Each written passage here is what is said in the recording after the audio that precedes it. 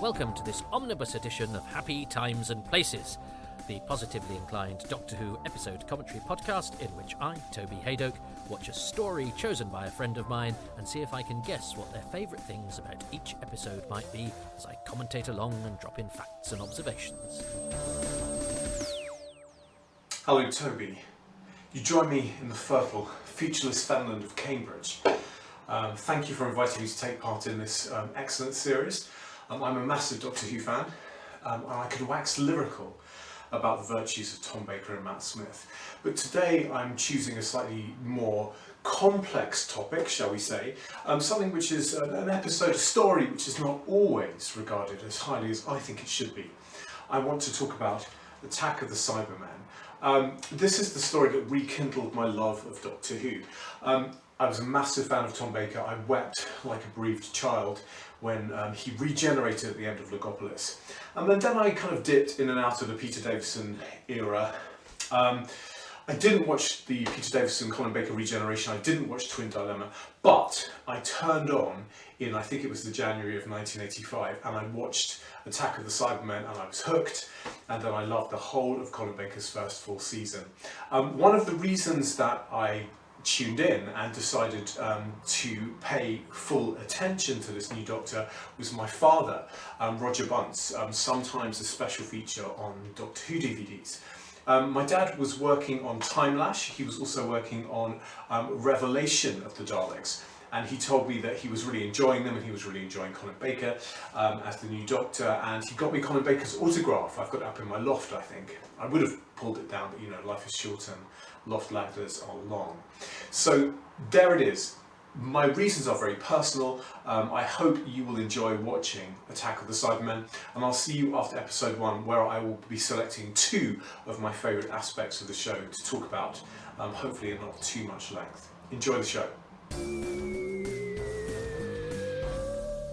Well, welcome everybody. The voice you just heard there introducing Attack of the Cybermen was Robin Bunce, who is, among many things, a very smart and gifted academic, resident in Cambridge, doing all sorts of, invoking all sorts of popular culture of the kind we love in his academic studies. And in fact, his father, Roger Bunce, sent me a treatise Robin had written about, or mentioned to me about Evil of the Daleks back in the day. Roger was very proud of Robin tying in Roger's academia with his love for a programme that Roger himself worked on. Roger was a BBC cameraman who worked on stories right back in the day and was an enthusiast. He did indeed appear on DVD extras, including on the commentary for The Web of Fear,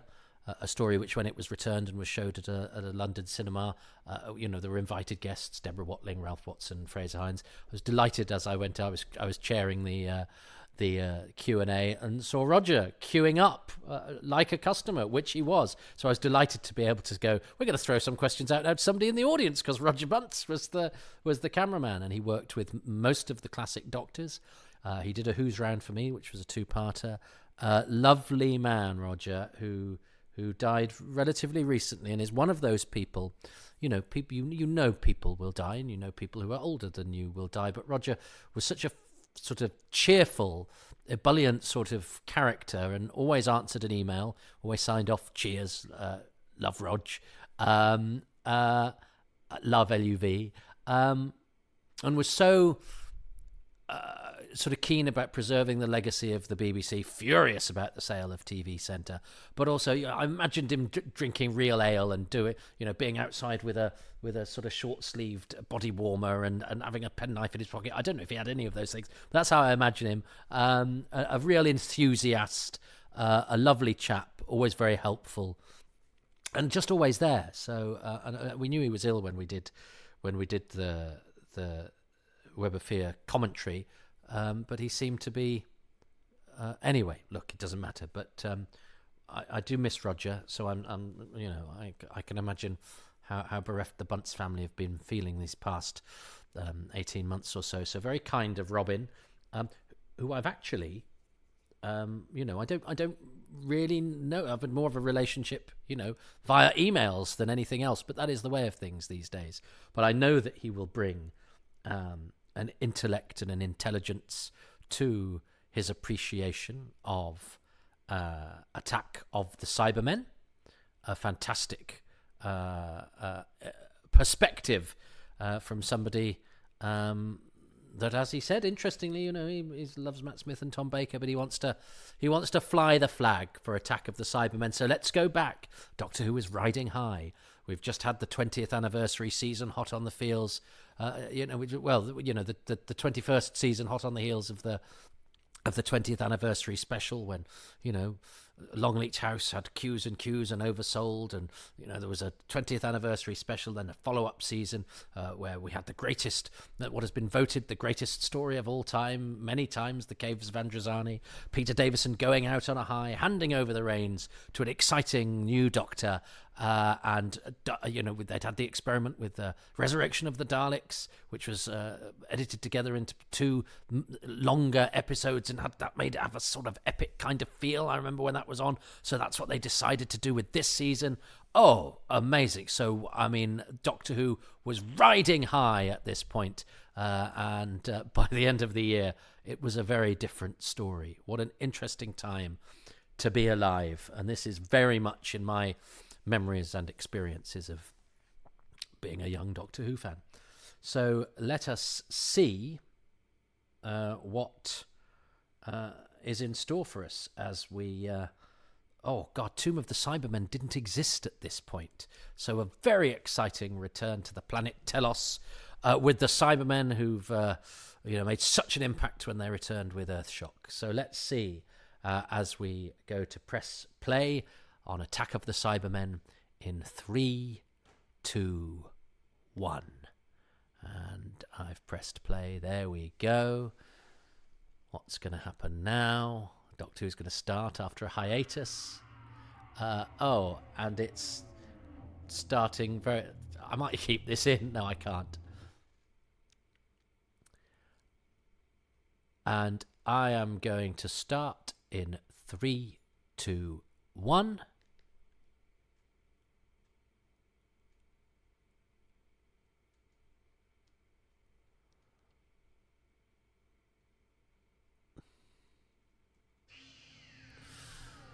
So, how exciting is this? So full disclosure, I was, as a kid, I was not a massive fan of Peter Davison, largely because he was not Tom Baker. I adore Peter Davison now. He's probably in my top 3 Doctors.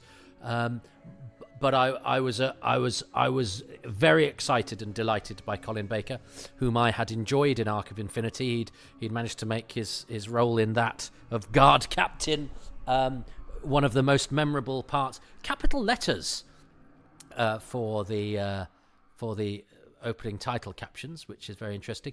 Watch when I say interesting, I'm being anything but.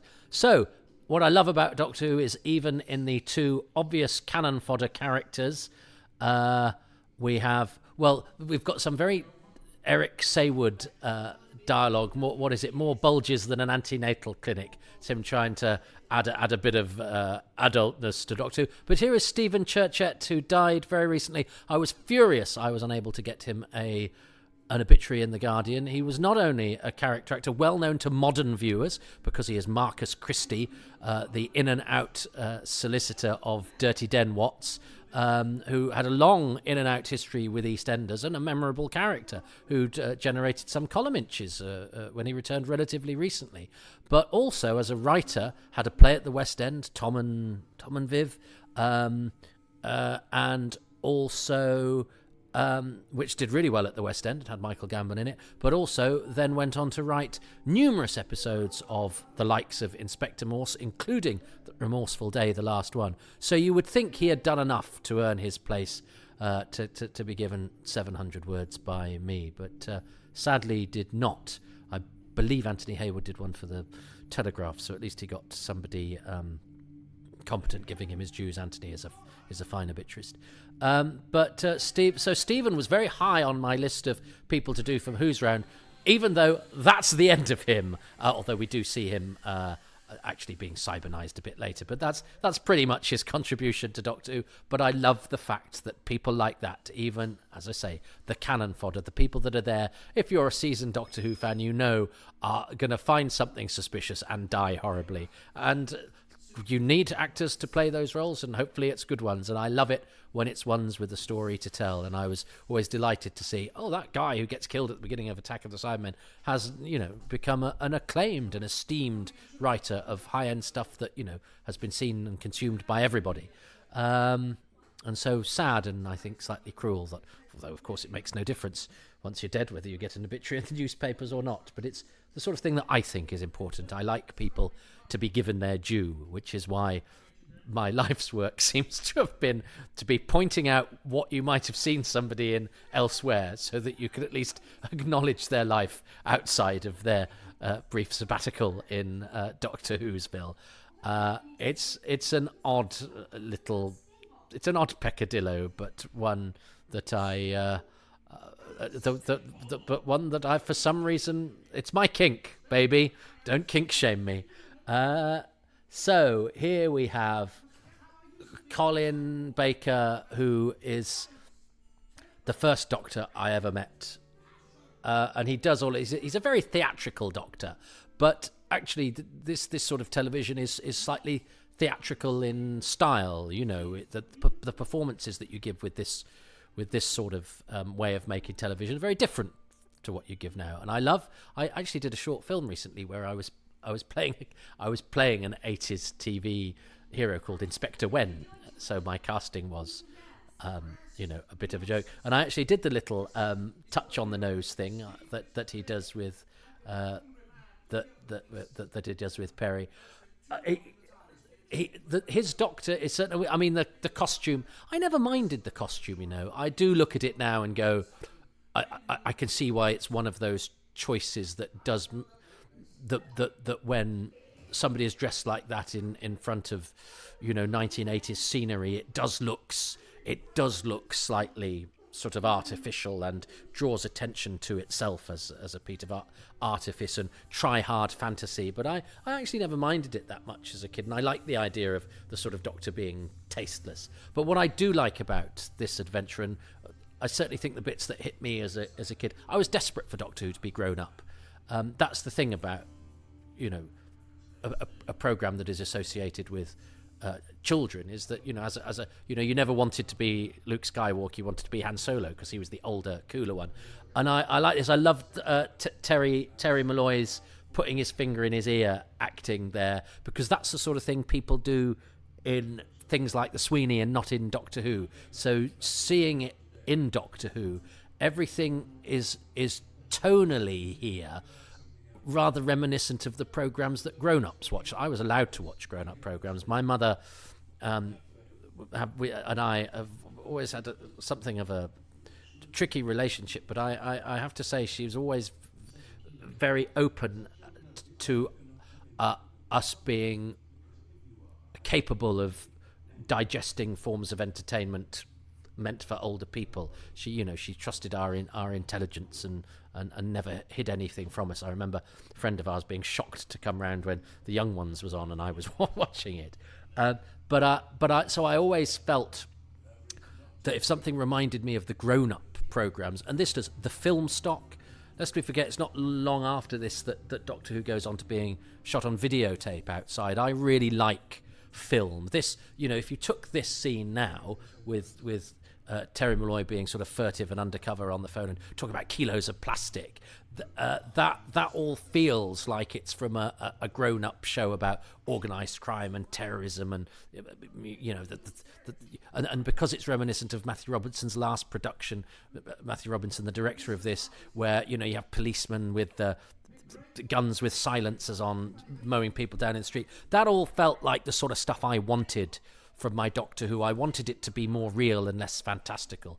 Now, as I'm a little bit older, and you can see this series in context of where, what they did with Earthshock, which was the most amazing thing to behold as a kid. The Cybermen as a surprise, the death of Adric, and then Eric Saywood realised, okay, this people like this stuff, and then you have a similar thing with Resurrection of the Daleks, where again you got a director who was really sympathetic to it and did the grittier elements of it very very well. You can see why in Eric Saywood's mind, well, why don't that's the tone we should have? But of course, the reason Earthshock works really well is because it's a bit of a shock, and it stands out. Whereas this season, tonally, it does really enjoy its grimness and its violence, and misses the fantastical. And where the fantastical is, of course, is it's Colin Baker's costume, which is a slightly uneasy fit, and it's not a dissonance that is necessarily helpful. But I'm intellectualizing. I have to say, I love all of this. It's a very 80s suit that Maurice Colborne's got on, isn't it? But I love these actors. James Beckett, who plays Payne, is one of those actors that you go, oh, I've seen him in everything. And then you look him up and go, oh, I've never seen any of those things. And he's got one of those faces that makes you think you know him, when actually he wasn't in an awful lot. And it was also one of those actors that we could never find. But some friends of mine recently had cause to chat to Matthew Robinson, who I've never met, and they said, do you know whatever became of James Beckett? He said, oh yeah, I'm still in touch with him, I talk to him all the time. He actually mentioned he might quite like doing a Doctor Who event, and so he's been sort of hiding in plain sight, totally unaware that because there are a few of us who I've mentioned, myself, Ben Jolly, Stephen Griffiths, the Phantom Films lads, Paul and Dexter, who are very keen on tracking down and talking to, and Richard Bignell too, on tracking down and talking to some of those actors that we've never quite traced. And they're not all, although two of them are from the first Dalek story, they're not all from the early years. Actually, they come up to be quite recent, like the Lucosa. But James Beckett was one of those mysterious ones who we never knew. But there he was hanging around all the time. As I speak, I don't think he has yet done that event, but I think moves are being made to contact him, and he's perfectly cast. And even his name, James Beckett, it's like, oh, well, that's a bit like James Beck from Dad's Army, but it's not. But they're similar sort of types as well. So it seemed he's a sort of conglomeration of all sorts of things that are familiar, and yet they're all wrong. You don't actually know him, and he wasn't in that thing. Lose the Motor. I love all that. I love the way that this is shot. This is shot very authentically on film, with the way that these guys are costumed. I like Terry Malloy in this. And I do like the murderous silent policemen. I think they're glorious at the moment. We will go on to discuss them later. But they were a particularly scary thing of Resurrection of the Daleks. And I know that I always get this. I have this theory that Eric Saywood kind of deliberately pushes his luck. So, he knew the history of Doctor Who. He knew that Barry Letts had got in trouble for having Auton policemen. He knew that Philip Hinchcliffe had cut out Noah begging to be killed in Ark in Space, and so in Resurrection, and then in this he has killer police people. In Revelation of the Daleks, he has a character beg his daughter to kill him.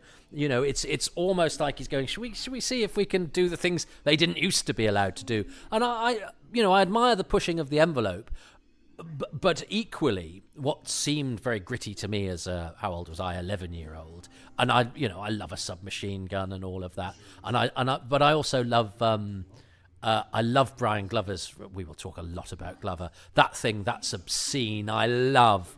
I believe that and this kind of slightly adult, just that sort of adult window dressing. I'm with you, Mr. Litton. I love the banter between these guys. I think it works. Eric Saywood's dialogue doesn't always work, and better people than I have sort of pointed out where where his characters say things like, "They must think us fools," instead of "You must think I'm an idiot," or whatever. But I actually think he does this sort of macho bantery stuff quite well, and I know that in and of itself is slightly awkward to watch, the sort of celebration of, especially when so much drama of these days was middle-aged men arguing in a room, and lots of other lots of other sorts of people and characters not being represented. I can, I understand all of that, but I like that thing about I used to use one of these when I did the council. This time it's for swinging, not for leaning on. That's a nice line. It always reminds me of my friend Alfie Joey, who is a lovely comedian, a presenter on radio on BBC Newcastle, and one of the friendliest and nicest guys that I've never seen lose his temper, except he gets infuriated with lazy council workers. I don't know what happened. Maybe he was kidnapped by some as a child. I remember driving past some roadworks and they were probably just discussing what they were going to do next. We couldn't believe how many of them were there, and I just remember out the window going, "Do some work!" And he's honestly the nicest man on the planet, but that was his hill. That was his kink, was to yell at people he thought were lazing on the council buck. So that line always reminds me of Alfie. Oh yes, oh my goodness me, this is talk about Eric Saywood thinking of pushing buttons in terms of trying things that haven't been done or haven't been got away with. This tease that we're going to lose the police box. I remember being so angry with that idea, and I don't know if when your production team has an eye on courting the fans, whether having an eye on pissing them off is a wise move. But now, obviously, I'm in these boots don't fit me. I love Brian Glover. You court the fans and then infuriate them. Actually, fans and I probably deserve to be infuriated, resistant to change, and always looking over my shoulder for something to be cross about, which in life and in Doctor Who is a lesson I still often haven't learnt at times, and I wish I would. And when I see other people do it, I go, oh, come on, loosen up, enjoy it. And yet this physician sometimes needs to write himself a prescription of that kind. But I'd have loved that, they've mentioned Tegan and Zoe and Susan and Jamie. Oh, this is exciting. And because any connection to the past, because the past was not only another country, it was where you'd definitely want to spend your holidays. Whereas, of course, this is in the past now. And, we can look at it from a slightly more detached and from a distance. Where I understand, the terrible Zodin as well. I do understand the people that find Saywood's approach questionable, and yet I can still sort of see them as a kind of guilty pleasure, particularly the sort of violence and the scares. That was the sort of stuff I really wanted in Doctor Who at that time, partially because I got the sense that my school pals, certainly there was that thing of people favouring the A-Team, and the A-Team people seemed to like because it had explosions and violence. So if Doctor Who was violent, it was like a riposte to that. It was like, look, this is grown, because I equated violence with grown up, whereas of course some of the most effective moments are things that are done by suggestion or things that you don't see. There is always a feeling that, or maybe it's just a feeling I'm having now, that Colin Baker and Nicola Bryant spend an awful lot of time in this season walking towards the story. So I know they're trying to trace that signal or whatever, but they're not getting an awful lot to do except to sort of bicker at each other. And then in Vengeance on Varos, they've got that stuff where they run out of fuel and sit and argue. Revelation of the Daleks takes it to a perverse extent where they don't get to the story till the end of episode 1.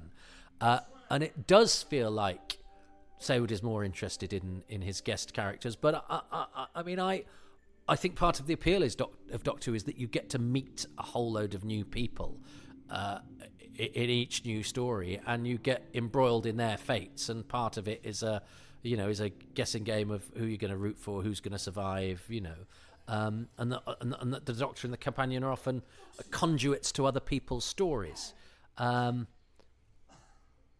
I sometimes feel I'm oddly sometimes less interested in the regulars because I sort of take them for granted, and I'm not quite sure I'm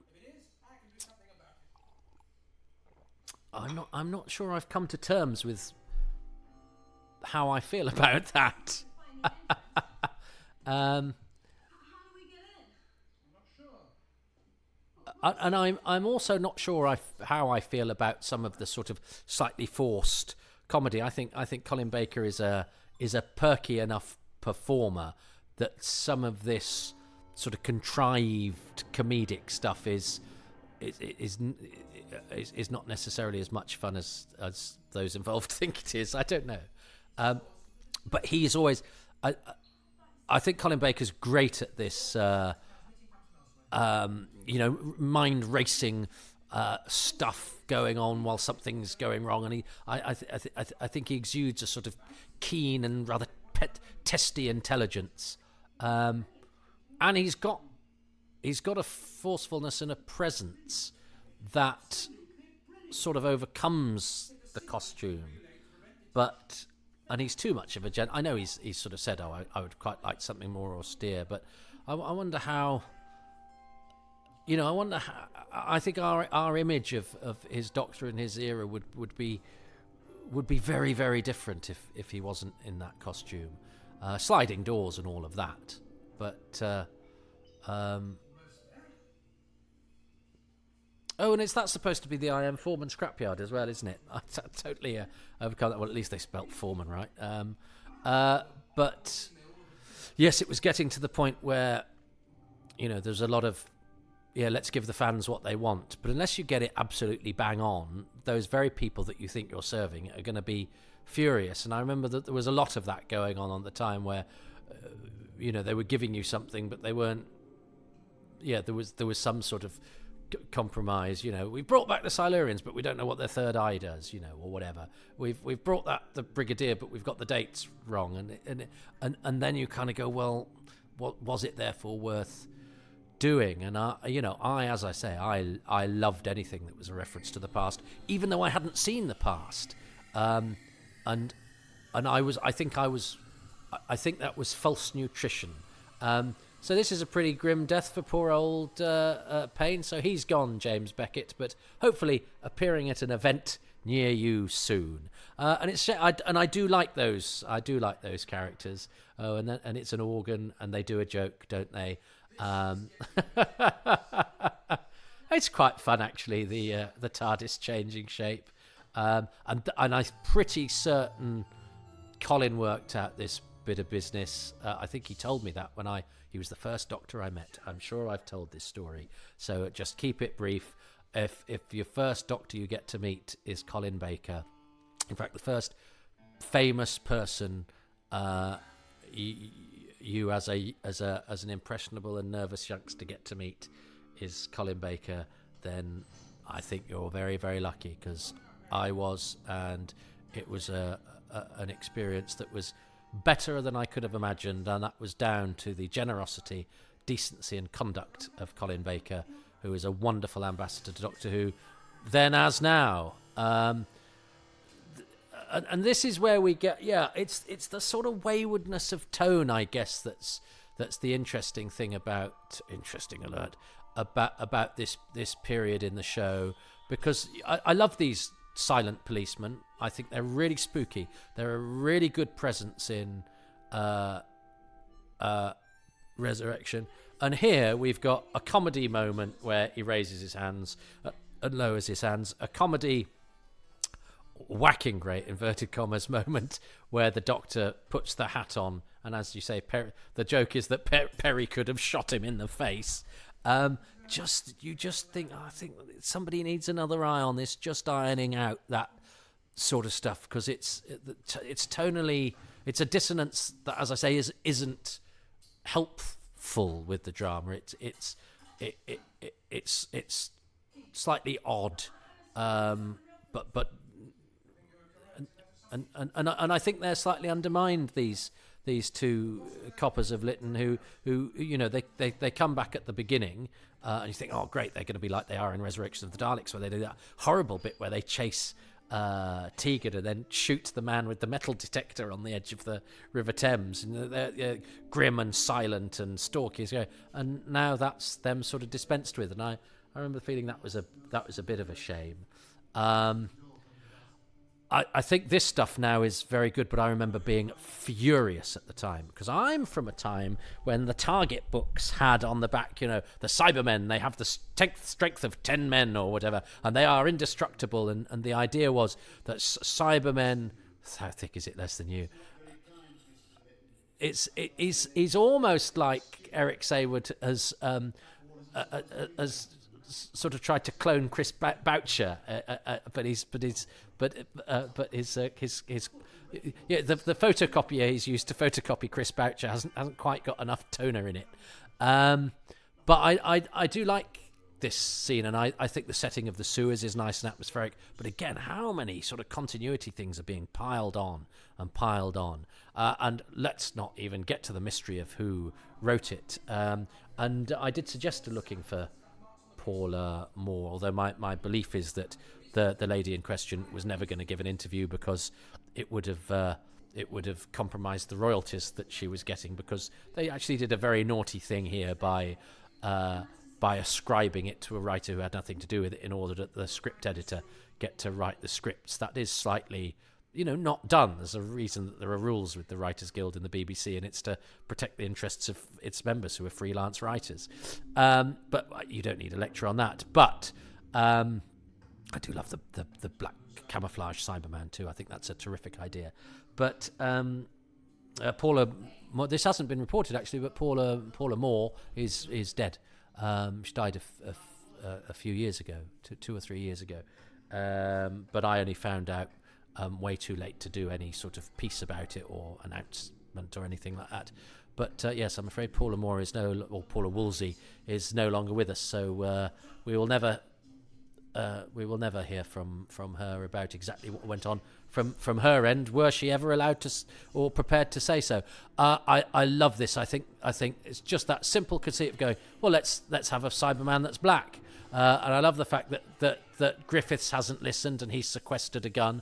I was furious with the fact that the Cyberman was damaged by bullets. Bullets can't stop Cybermen. Cybermen. That to me was as a kid who was very keen to be furious about stuff. It's what gave me an identity. You're nobody if you've got nothing to be righteously angry about. And I loved being furious about Doctor Who. I didn't. I hated it, but it, as I say, it made me feel as if I had some drive, as if I was alive. There's nothing like having a resentment to be able to give voice to enunciate all those complicated feelings that are coursing through your veins as you're a youngster, and the things that I thought Doctor Who was doing wrong, much as I still tuned in every week and pored over the research and blah blah blah. But it was an enunciation of more complicated things going on inside. I love that scene now. I think it's really nicely directed. I still think if you're going to bring back the Doctor's enemies, the ones who are famously impervious to bullets, don't have them pervious to bullets, even though a bit of spraying green goo is always fun. But I love that music. I love the throbbing, heartbeaty music that Malcolm Clarke does. Although I think elsewhere in this story, the score is very almost parodic. And again, it's a sort of dissonance in tone where almost people are going, oh, because we can have a bit of fun with it, we should. But I think the different levels on this set are great. I think the Cybermen in the shadows are great. I think the Black Cyberman is a terrific idea.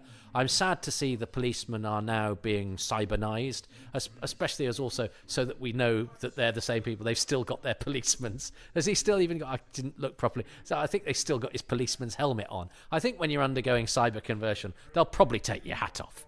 But Stephen Churchett is there as well. He said he'd got terrible spots that day, or terrible cold sore or something. So he wasn't over the moon to be doing it, because essentially it's sort of supporting artiste work, isn't it? Riften 5, I like that. But the idea that a whole planet will be inhabited by people who all have a similar characteristic is low ambition in terms of, I think, Doctor Who and world building.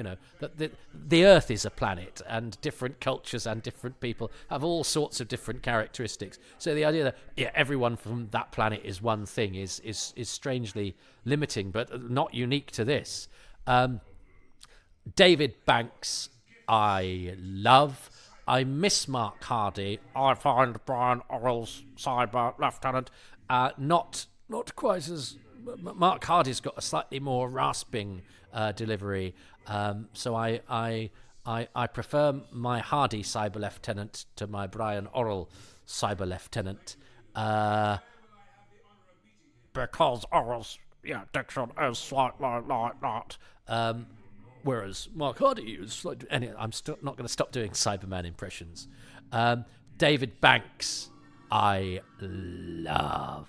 I think he is such a key to the success of the Cybermen. That's a beautiful shot. I remember there being a brilliant picture in Doctor Who magazine of that Cyberman's head and this sort of valley in the background, and it's absolutely glorious. I love this location stuff. All this smokiness, and I think, and it's very. I mean, I hadn't seen Tomb at the time, but those valleys are very reminiscent of Tomb, aren't they? And we come to an auspicious moment. Pat Gorman here in his last, I think, appearance in Doctor Who, one of the greatest servants to Doctor Who of all time, getting killed there in Doctor Who for the last time. Pat has been in it since his Dalek Invasion of Earth, his first one, very, very early. So recognisable in so many, Pertwee in particular. And that's the end of him. But what a great servant to Doctor Who and to British television in general. Much loved and used by directors because he was very professional. And, you know, again, he had kind of recognisable face, but that didn't... And I love that you can sort of spot Pat Gorman in all sorts of 70s and 80s British television and 60s British television. A legend who... is, you know, I find his presence very comforting. When I was getting divorced and I moved out to live with my friend Peter, Pat Gorman lived only about 3 streets away, but I've since discovered he wasn't wild about being interviewed. So although he's happy to send back signed pictures to people and things like that, but he didn't. I never got the chance to meet him and chat to him, which is a shame. It's nice to see, isn't it, Terry Malloy in this? I think he's great in this, and I think it's a very decent thing to do. To go, you've done a good job as Davros. You're hidden behind a mask. You're a good actor. Let's give you a chance to do something in Vision. And I remember really liking his character in this. I think it's because he wins me over with the way he says "you're bonkers" in this scene. And so I remember being really upset when I spent the whole of the following week after the cliffhanger hoping that he hadn't actually been killed, but also kind of hoping he had, because I knew that the Cybermen killing somebody with one blow to the back of the head was one of the things that they did in the books, and that was a show of how strong they were, even though they did it with a karate chop in the books rather than a fist as it is here. But so I was sort of torn, is that I didn't want him to be stunned because I wanted the Cybermen to be those strong, indomitable creatures, but also I really liked his character. These two are funny, aren't they? Michael Atwell is one of those really dirty actors. My friend Andy Linden, who's a Cockney character actor, quite a short, Toby Juggy sort of character actor. He likes his dirty actors, does Andy, and he likes all the sort of the L.Q. Joneses and the and the actors used by Peckinpah, the dirty cowboy actors. But there's also a certain breed of sort of Cockney character actors who are also a bit dirty, And you said you came from Fulham. I love that line. That is beautiful. I love Brian Glover. So we'll come back to Atwell and his dirty acting a bit later. I know Brian Glover initially did that as Cockney, and I've seen Glover do Cockney in other things, and it's not good. And I love Brian Glover, national treasure. I think it was right that he decided to default back to his. The reason you employ Brian Glover actually is because of that wonderful voice. So, but I know that John Nathan Turner was particularly pleased with Michael Atwell, who'd been a Bill Sykes, hadn't he, in the BBC classic Oliver Twist. He was a very well-known actor, a very well-known face. He's also a cartoonist for the News of the World. But he was, he cropped up in all sorts of things in movies and on television, playing hard men. So it was, again, it seemed like he was adding a touch of the grown-up to Doctor Who. But he doesn't hold back in this. And as I say, Nathan Turner, I know, is particularly pleased with him. But I occasionally think he could be quite less furious at some points. And he'd also been in the Ice Warriors, Atwell, as well, which had surprised me, because he's Isper in the Ice Warriors. But by this point, he was a really well-known actor, Michael Atwell. He's a funny one, this one, isn't he? John Ainley, I have found this. If I think Brian Orrell's diction is slightly odd, John Ainley's as the other Cyberman, the controller's cyber chum, and the one that walks behind them here at this point, I don't think you can quite see where he's going. It's almost like he's feeling his way through. There's some strange cyber bits if you keep an eye on what's going on here. But the delight, the thrill of seeing Michael Kilgariff's name on the credits, that's what it was like for me being a fan at that time. Anything. I remember seeing that it was the same guy that had played the cyber controller, and I knew he'd been in other Doctor Who's, Frontier in Space and Robot. It's an actor from the old days of Doctor Who, is automatically classier than anything we get now, because one is so self-loathing about the present that one invokes the past, which people do in many, many other areas, and I am so guilty of it. You're bonkers. I love the way he says you're bonkers. I love the way Colin rejoinder is, that's debatable. It's a very deadpan, lovely piece of timing. I'd have liked to have seen more of Russell robbing a diamonds merchant. The sort of sardonic humour that Saywood brings is actually rather good in places, even though there is that running. There is it is possible to do a sort of jokey observation about how sometimes it's a little bit too hard nosed to the point that it's comical. But I don't mind the ambition of going, let's kind of toughen up the show. Philip Hinchcliffe's show is quite tough, and I love the Hinchcliffe Holmes era. I think Holmes perhaps balances the sardonic humour with the grittiness and the toughness slightly better. I think it's all synthesized together slightly. Tom Baker's in a long coat and colourful scarf and a hat, but it's not quite as much of it's not quite as stark a standout as Colin Baker's costume. So it all melds together slightly better. The violence in the Hinchcliffe era is violent, but it doesn't go too far in the way that this season occasionally just goes a little bit too far. I'm sure I've used the example when my English teacher said we could put swear words in our stories if we wanted to, and so the first one I wrote was full of them, and he said, look, because I've allowed you to, you've done it too much and it's lost its impact.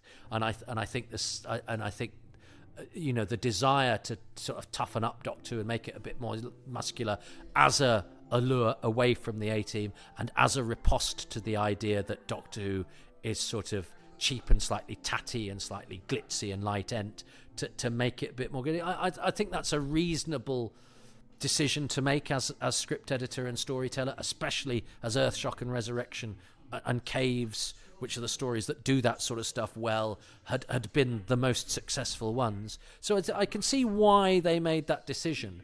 I think oddly, it's the character, it's the way that the Doctor is portrayed that again makes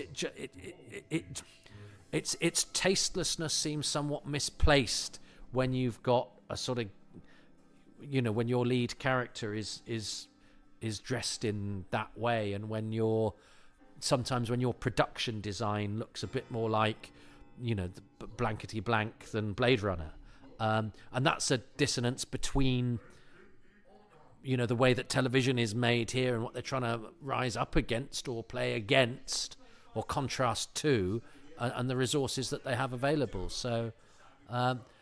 But then you have this, as I say, you've got a sort of crew-cutted Michael Atwell here, being all furious and being, is this where he does the, like you, this planet really depresses me. And his jaw is always slightly jutting, and his mouth's just always slightly ajar and sort of, cussed and, But then you've got Jonathan David, who's one of those, another of those actors that we've never really found. He's in an episode of The Professionals that I remember quite well, called Heroes, where he's one of the bad guys in it. but this I say now, obviously he's doing this slightly jokingly. It's beautifully shot, all this stuff in the quarry, the head over there. Matthew Robinson really knows how to place his cameras here in the quarry. I love all of this stuff. And I love this cyber theme. So all of this stuff is really great. It's meat and drink. And yeah, whacking a Cyberman's head off, that's really containable violence because it's easily done. It's a great. Oh, they whack his hand off here, but there's quite a few. There's a lot of Cybermen do get pummeled quite a lot, which is I get that, and that's great. That POV of the camera charging down. Again, the fact that the Cybermen are slightly vulnerable in a way that they didn't used to be, is a compromise. But it was sort of acceptable with the Raston robot because he's the most efficient killing machine ever, and the fact that he could be chopping heads off and smashing Cybermen to bits was one thing. And I suppose these guys are augmented, so they're slightly stronger than people would be. But I do feel the Cybermen's invincibility takes a bit of a knocking. But Jonathan Davis' casting I find really odd. I know he was promoted from Cyber Lieutenant, wasn't he? Because another actor was playing this Stratton and broke his arm. But it's always said, the actor Trevor Raymond. I've tried to find an actor called Trevor Raymond and never had. So that's another area that needs a bit of looking into. I'm not putting that thing on. So you've got Michael Atwell there being, plausible West End, East End, heavy. Well, there's a Freudian slip, and I'm talking about the actor Jim Freud. It's East End, genuine East End filmic villain being I'm lending a bit of gritty credibility to Doctor Who. And then you got Jonathan David, who's a bit like a number of waiters I've worked with, going, I do not want to dress as a Cyberman. Thank you very much. And it is quite an odd contrast. And he doesn't do anything wrong, but it's a piece of casting that slightly jars for me, if I'm perfectly honest. And it's through no fault of his. That's quite a nice close up of the other Stephen there, Stephen Whale. Because they are getting cybernized. That's very sad. I love all this dark stuff in the sewers. This is all beautifully atmospheric, and the nice echo that they've got as well going on there. Credit to Nicola Bryant as well. She does such a good job as Perry. I always feel knowing. Seeing those brilliant performances that she and Peter Davison give in Caves of Androzani, I feel a bit sad that they quite often fall into that tone of sort of bickering / moaning for Perry when she's so much more interesting than that. And I think that's where Saywood does go wrong, where he mistakes sort of tedious bickering for drama or even wit or humor. I think there's a misstep there often with the interaction between the leads, which is no fault of the actors. I remember being told when I was younger that Griffiths was supposed to die at that point. I don't know if that was somebody reading Griffiths was supposed to die a bit earlier, and a friend of mine going, "Oh, it was probably then." But I love the strength of the Cybermen. I love the bit where David Banks puts his two fingers on Maurice Colburn's shoulder and he sort of winces, and then that bit there with Brian Glover, who is, I think, the best thing about this story. I will be choosing him as one of those. But one of the castings they thought of for that's a great shot. It puts his camera in some good places, Matthew Robinson. Was Donald Pleasance they sounded out to play Griffiths, who you can see he would be much more of a sort of snivelling, fussy sort of characterization. But Pleasance would have been brilliant. But I adore the fact that Brian Glover has been in Doctor Who, and I think again it grounds the fantastical and gives it a plausibility and a realism. But in contrast to what James Beckett and Michael Atwill bring, there's also something utterly charming and quirky and delightful, and it's part of it's the Yorkshire accent, and it's amazing how few northern accents there are in the whole of classic Doctor Who, because so much television at that time, everybody was, RP unless, there was a specific reason not to be, which is a, really fascinating aspect of the television landscape at that time that seems so bizarre now, and yet informs so much of what we watch. So Terry Malloy here is feeling like, a sort of third companion. He's had a bit of banter. He's been terribly brave. That's a really good stunt, actually, that exploding head. He gets the gun and he has a sort of comedy, I've shot the Doctor's spaceship thing there. So Terry Malloy feels like he's on course to be, our chummy companion, but actually is not much use to the story anymore, and they don't want to pay him for episode 2. So and then we get there was me going, oh, is he dead or not? And this is the sort of Bohemian Rhapsody. No. I'm sure somebody must have done that as a video. The no, because the amount of times that they say no. But that to me was a thrilling opening episode. I remember where I was when I watched it. We had a telly in my mum's bedroom. It was before my mum's, so I went to watch it in. I went to watch it in there. I don't know why I watched it on that one. So would that have been? I think I would have still watched this in black and white. Do you know? I think I still would have watched this in black and white. That's how. I don't think we got a colour telly till the Two Doctors. Isn't that a thing, eh? That seems now like I'm talking about, reading it on papyrus and having all the imagery drawn from me on a quill. But yes, I must have watched this in black and white, and yet I don't think about that. I've had to remind myself of that because it's to me very much in colour. And I watched Davison's last series at somebody else's house, so I definitely, I did watch those in colour, but I don't think we got a black and we got a colour TV till the Two Doctors. I'm pretty certain, which is a bit frightening. I can't remember though. But I can remember which room that I was in, and maybe we weren't watching it on the portable telly. Anyway, it doesn't matter. That's only important to me. But put it like this, I watched it a very long time ago, and I'm ancient, and times have changed now, and we can do things at the touch of a button, and aren't we lucky? And in those days, it was all orange squash and analog conversation.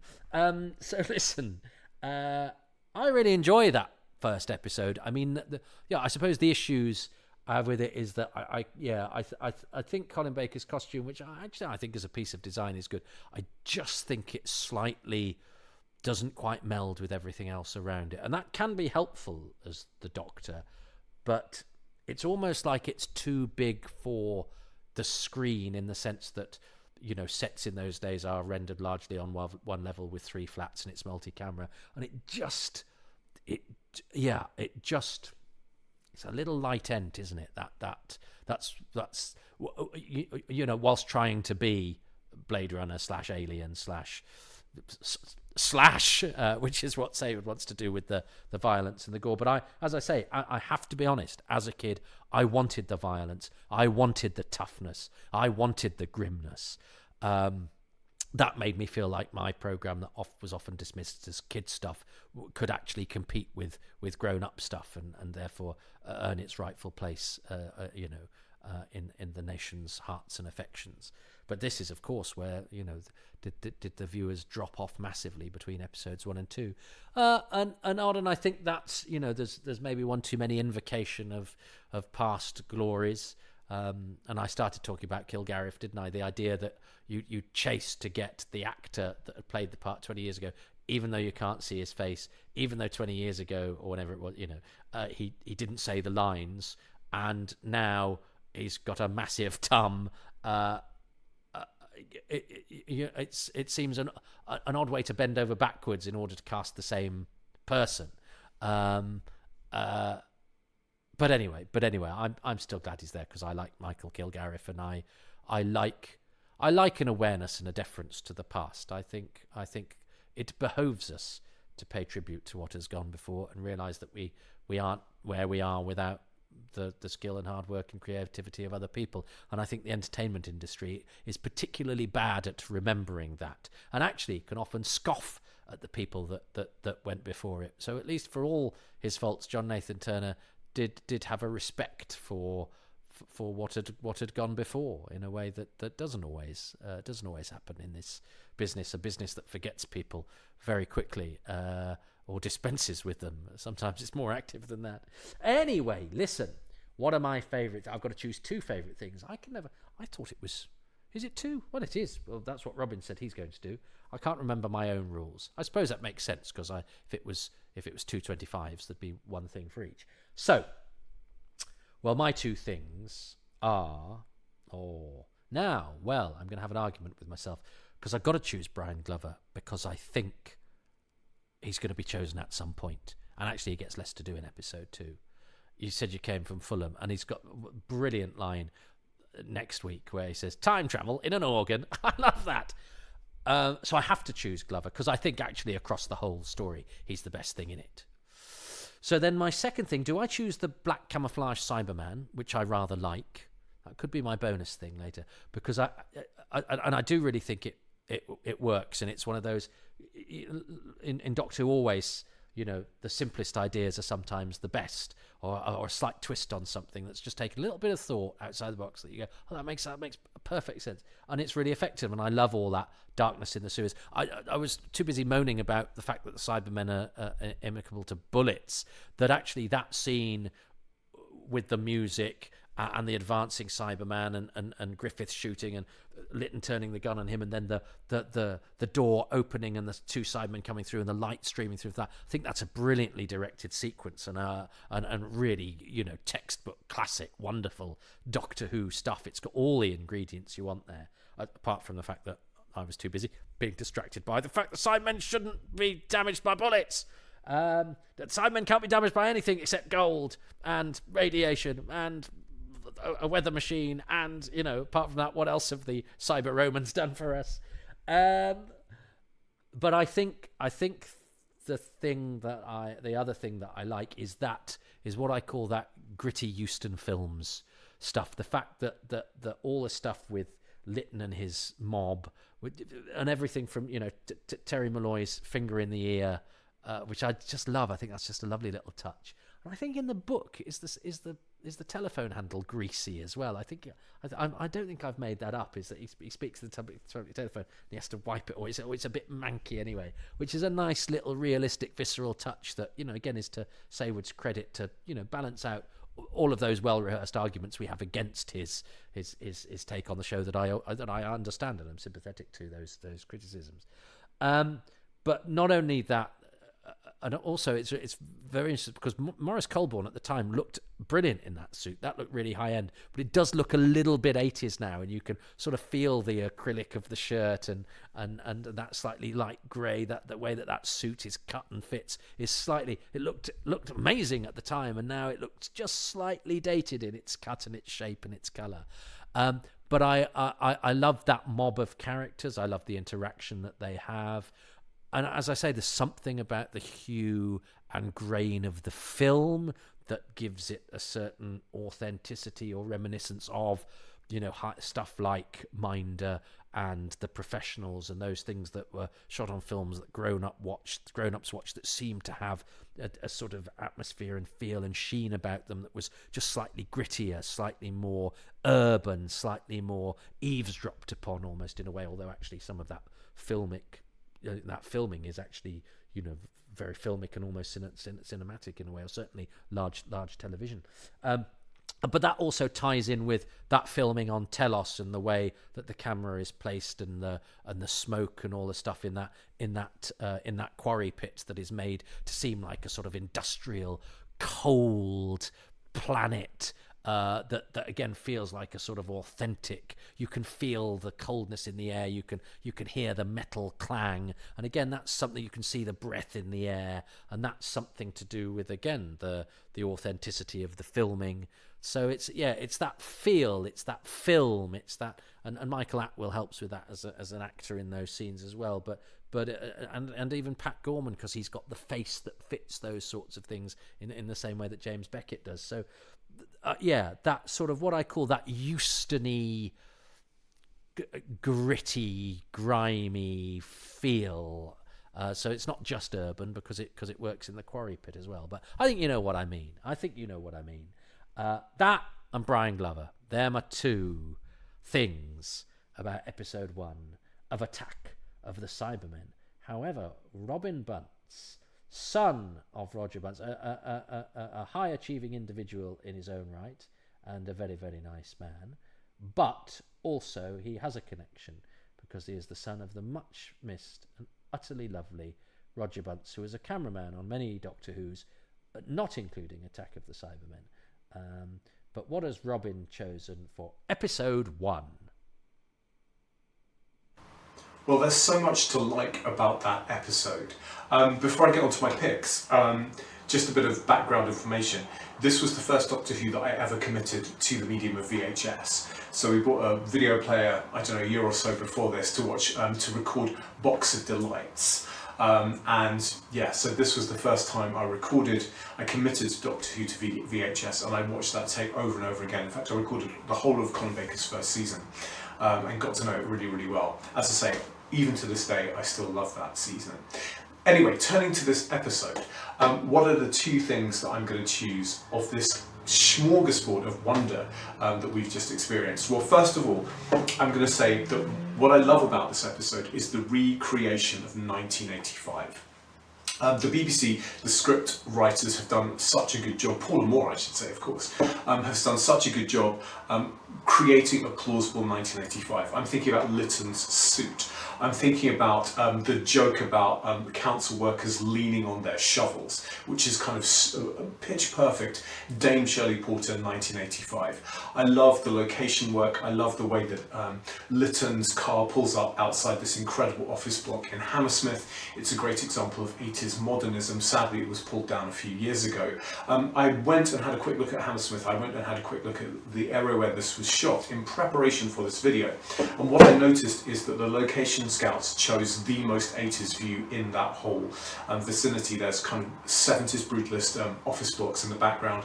There's a whole bunch of Victorian stuff just around the corner.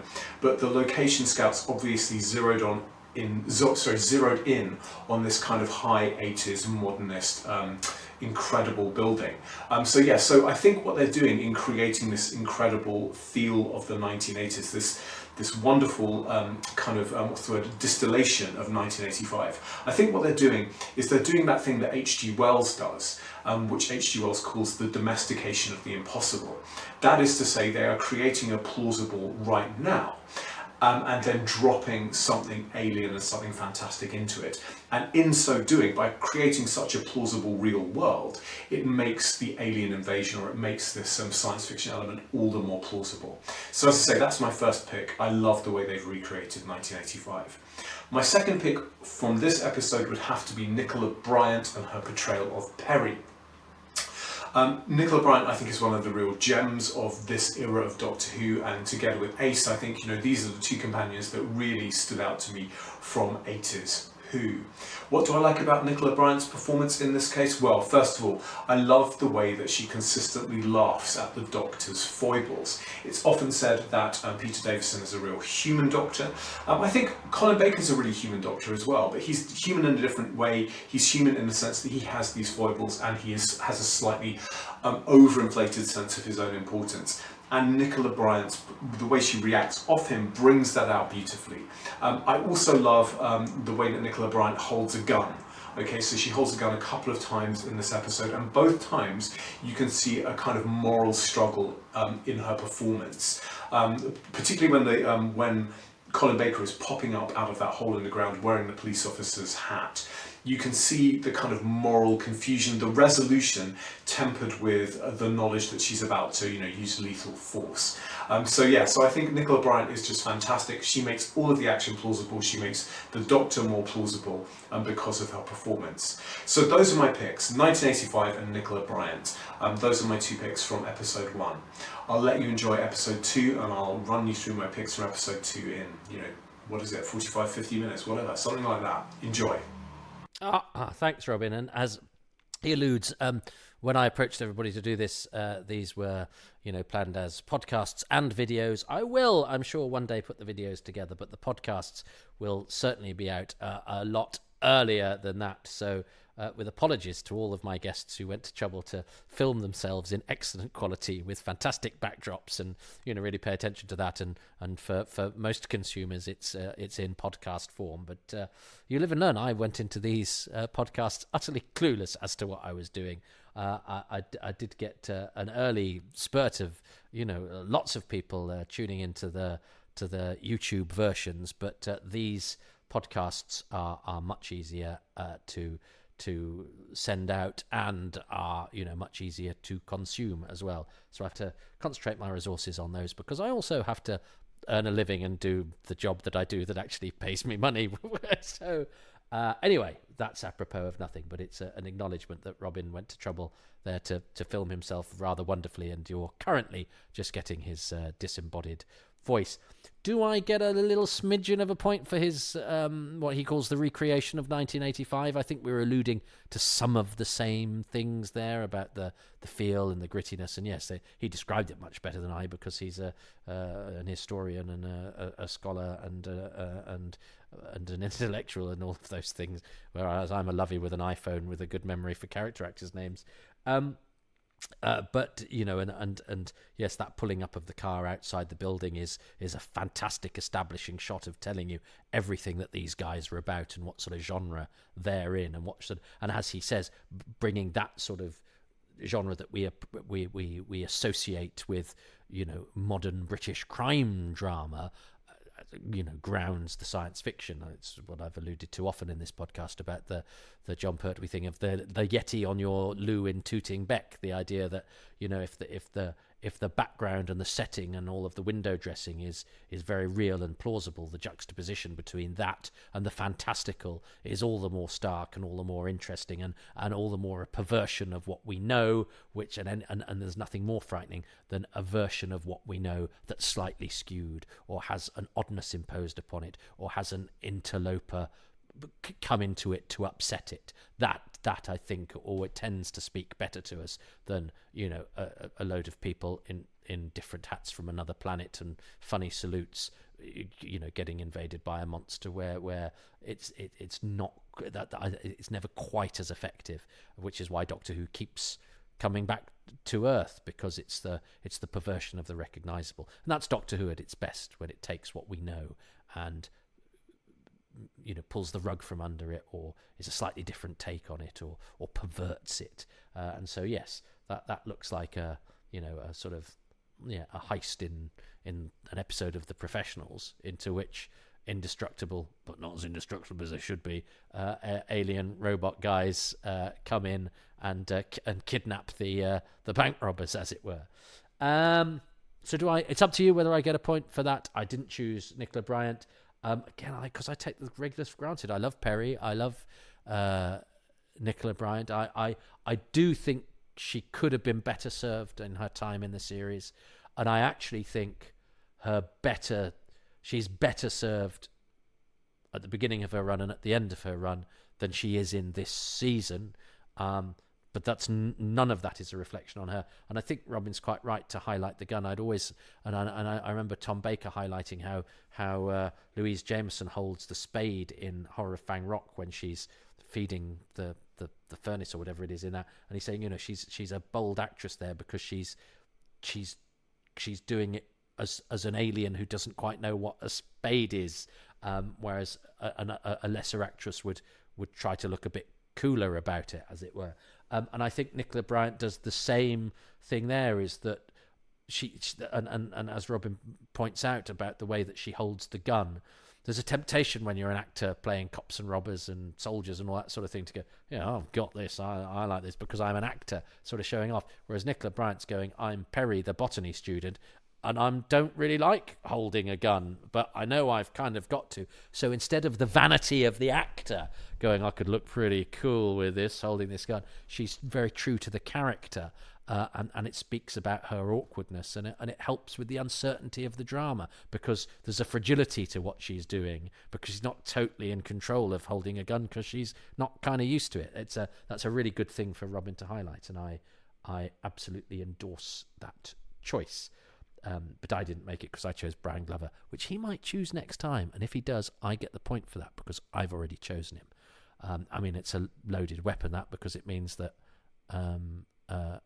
one of the other things I choose, he obviously won't choose because he's chosen Brian Glover. So it doesn't really help me in the long term. But nonetheless, there's no way I wasn't going to choose Brian Glover, and I wasn't going to be caught out by not choosing him for episode 1 and having Robin choose him and then me not be able to choose him, because, as I say, I think he is my definite highlight. It's bizarre, I haven't really even talked about Maurice Colborne, who I think is fantastic and was very popular in our house because he'd been very memorable in Day of the Triffids. But anyway, listen up. I've got another episode to talk through, so why am I gassing on here when I might have little lulls or longueurs that I need to fill with whatever it is this stuff is that comes out of my mouth. Anyway, I'm grateful to you for listening. It's nice to be doing a Colin Baker. There aren't that many to do, and they haven't been hugely chosen. And in fact, I think this is the only one I've got somebody who sent me this, because a lot of people have chosen stories and haven't yet got round to sending me their contributions. So I've had to pretty much wait until I got this to do my next Colin. So I've done Time Lash from Emma Reeves, I've done The Two Doctors from Matt Hayden, and now I am doing Attack of the Cybermen. And I seem to in my mind's eye, part 2 of Attack is a very different beast from part 1, and in fact is it doesn't have much of what my favourite stuff about that first episode is, which is that, industrial London, urban, gritty thing that I chose, that I've just talked about at length, and instead has it's got the Cryons and that cyber tomb set that they wander around. So it's a different beast. Let's see if it's a beast that I can tame. But that's next time. So with gratitude to Robin, who, when I asked him to do this, said yes, yes, yes, and not, as we know, all great episodes end, not by saying no, no, no, no, no, no. It's not Bohemian Rhapsody, it's that other song. No, no, no, no, no. No limits. There's no limits to how I can think I've come to a great way to end the podcast and then say something else, which I've just done now twice. Well, hello everybody. That was Robin Bunce, who you heard talking there, who is a Cambridge academic, who has written many scholarly works about all sorts of things, but including Doctor Who and TV sci-fi, and recently organised some celebratory scholasticism about Nigel Neal's 1984 that was recently released by the BFI on Blu-ray. So he's always got his eye on opportunities to promote and discuss classic television. Doctor Who, no less, but also his father, the late Roger Bunce, who only died about a year ago. Was a cameraman at the BBC who worked on adventures with almost all of the classic Doctors and retained an interest in the show, popped up on a few commentaries and extras late in the range. I think we perhaps could have made use of him earlier. He also did a 2-part Who's Round. He was really great, was Roger, was really enthusiastic, had a good memory, and was very happy to engage with our aficionados of the old stuff, and was a great fighter for the legacy of Television Centre. Well, and indeed had some things to say about it selling off. Great guy was Roger, so I'm happy that through being in touch with Robin, I still have some connection to Roger because we used to email back and forth. He was always happy to answer questions or just to keep in touch. He turned up to see my show. He turned up when Web of Fear was shown at the cinema in Leicester Square. Yeah, he was just a great guy, was Roger. So, with a nod and a wink to Rog, let's see what Robin's going to like about Attack of the Cybermen Part 2. Once I have hopefully said interesting things during it, and there's no better way to do that than to watch from the beginning, as it says here on BritBox, the 44 minutes that constitute Episode 2 of Attack of the Cybermen in 3, 2, 1. I'm going to watch from the beginning. That's what it says. Here we go. That's quite loud, isn't it? So block your Alexa. Alexa, volume 3. So I hope your Alexa didn't respond to my Alexa voice. Maybe she's only got ears for me. Anyway, here we are. Doctor Who, in capitals, Attack of the Cybermen, by Paula Moore, who we suspect was Eric Saywood. Interesting that Part 2 is not all in big capitals, but Attack of the Cybermen is. So here we are. So this is we get a bit of Terry Malloy, even though he's strictly speaking dead by the time the episode proper starts. Again, there's lots of Cybermen become a bit sort of cannon foddery here, although I suppose, I mean, they get smashed to bits in the invasion, don't they? But I think it takes a bit more doing. I always like the idea that, yes, they can be killed by their own weapons, although actually that is a bit of a design flaw. Carry with you the one thing that can destroy you. But as I say, maybe the idea that the Cybermen are invincible was very much played up by the Target books, and so they for fans of my age, they had with them a certain mythology before any of us first saw them. I'm sure when I watch Earthshock, that has been chosen by a big Finnish mover and shaker, but he's not actually sent me his thing. So anyway, the Cybermen were always my sort of favourite monster, but again, I think that's partially because part of me likes not liking the thing that everybody else likes as much, and because it was very easy to take the Daleks for granted, I suppose. Although I always did quite get excited when they were. It's how they were sort of rationed actually during my formative years during the show. If you think about it, if I started watching with The Invisible Enemy, repeat. So I suppose my first season proper was probably The Key to Time, although my first memories of a consistent series are season 17. So I suppose I started with Daleks. But then the Daleks don't really appear again until Resurrection. The Cybermen didn't have season 17, season 18, and that's a long time when you're a kid, 2.5 years, especially as I'd already got memories from previous couple of years. So we're talking sort of 4 years really till Earthshock, by which time I've got the Doctor Who monster book and various novels and stuff.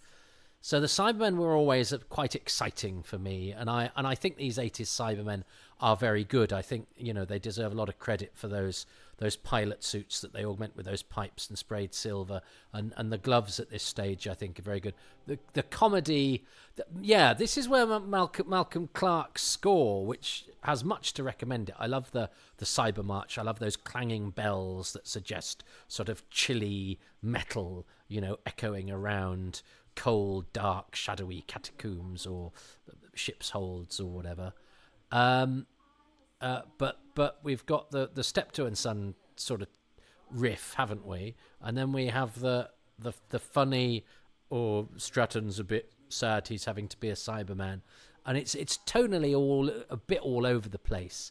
And I always think if the music is having a laugh as well, I always think, well, that might be fun for you to do, but I I'm not sure what I think of that. And yet, what Malcolm Clarke did elsewhere, certainly with Cybermen, and that score for Earthshock is amazing. And this has echoes of that. Time travel in an organ. Has he got an earring as well there, Glover? I love the way this Cyberman walks. The way he walks. He's like, I am walking like a jaunty Cyberman.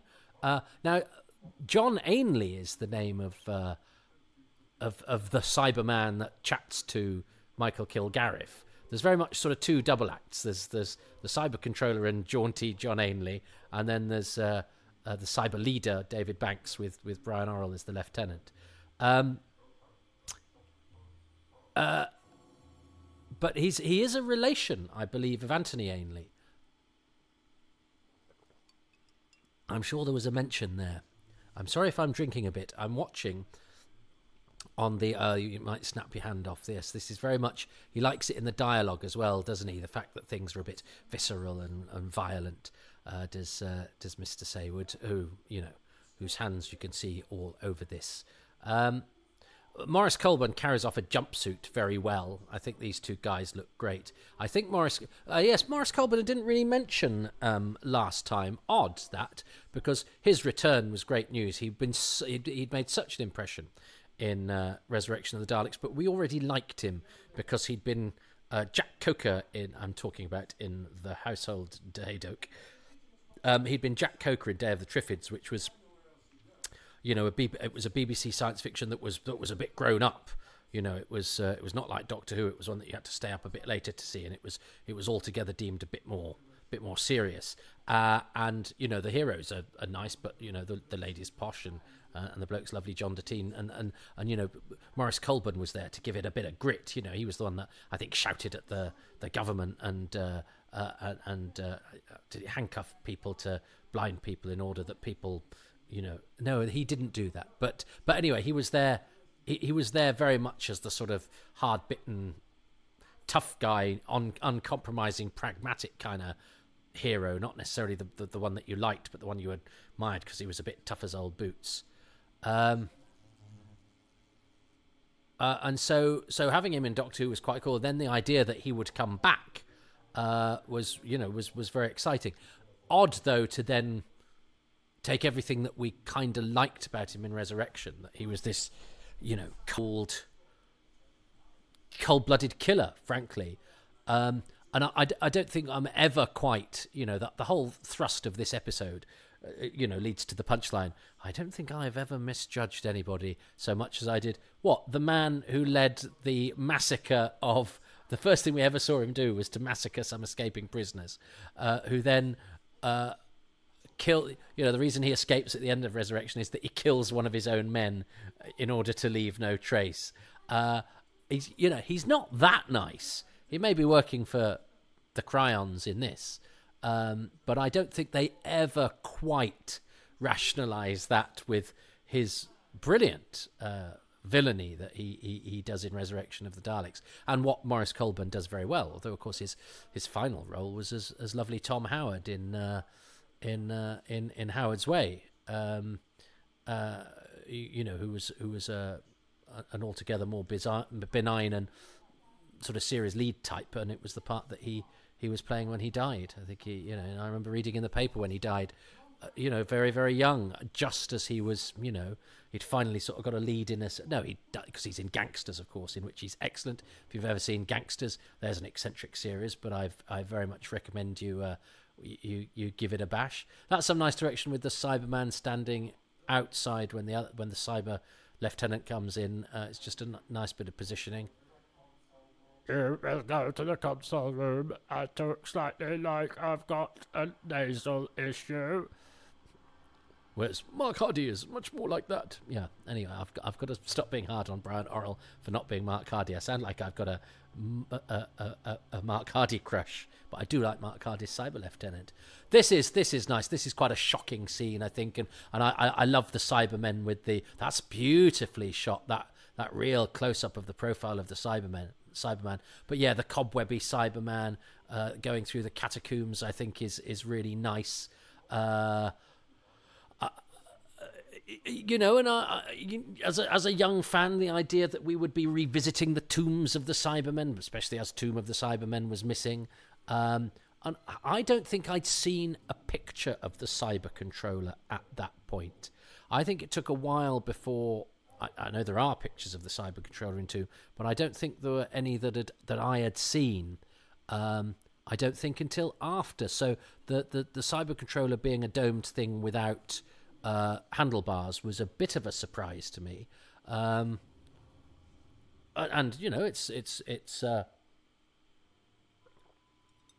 nice to have just as it's nice to have a Dalek with different things on its sucker arm. It's nice to have a Cyberman with a slight difference of design. And I think all of these pipes, you know, coming off them are great. They've got a real industrial thing. Although they have now, you cannot now see the moving jaw, which I do think is because you can't quite make out what it is, and because it's a hint of something organic. I do rather like. I mean, even Stratton's mouth is even sort of slightly loose, isn't it? So he's got the. I mean, it's quite cleverly done in that, you know, these guys who are, you know, they're rejects, aren't they? Essentially, you know, they are half Cyberman anyway. So, you know, the design syncs up, as it were. Finally, they've allowed Perry to wear some stuff because she's going into the Coldy tombs. Because, yeah, I think in her last costume you'd have noticed when she got cold. I can't believe it. So, and I suppose that, but there's part of me going, well, if you are going to do the tombs of the Cybermen, should it not look like the tombs of the Cybermen? But I suppose actually they don't look, you know, it's you know, its doors, its entranceway is in a sort of vertical set with railings. It's not as actually as I think it's actually a reasonable update. I think you could go, well, you know, this is in the same universe as the previous tombs, but obviously made in an 80s telly way. I don't think you don't reproduce exactly what you saw in the 60s, do you? In the same way that you don't make the Cybermen look the same as they looked last time. David Banks's body language is so good. You can. And I quite like the idea that the Cybermen are slightly, we shouldn't really be here. That adds to a nice sort of a nice creepiness. Michael Kilgariff is a very interesting guy. He's he's a sort of after dinner speaker. He's a great fan of vaudeville theatre. And so the idea that he didn't do the voice in the original when actually he's done a lot of radio, you know, he is a sort of voice man, if you like. So it's nice for him that he gets to do the controller this time. Yeah, so Maurice Colburn, just doing Howard's Way, and then dying halfway through, and they had to sort of carry on the series and rewrite it on the fly, I think, because he was making the show when he died very suddenly. That's brilliant. I love that bit because it's such a shock.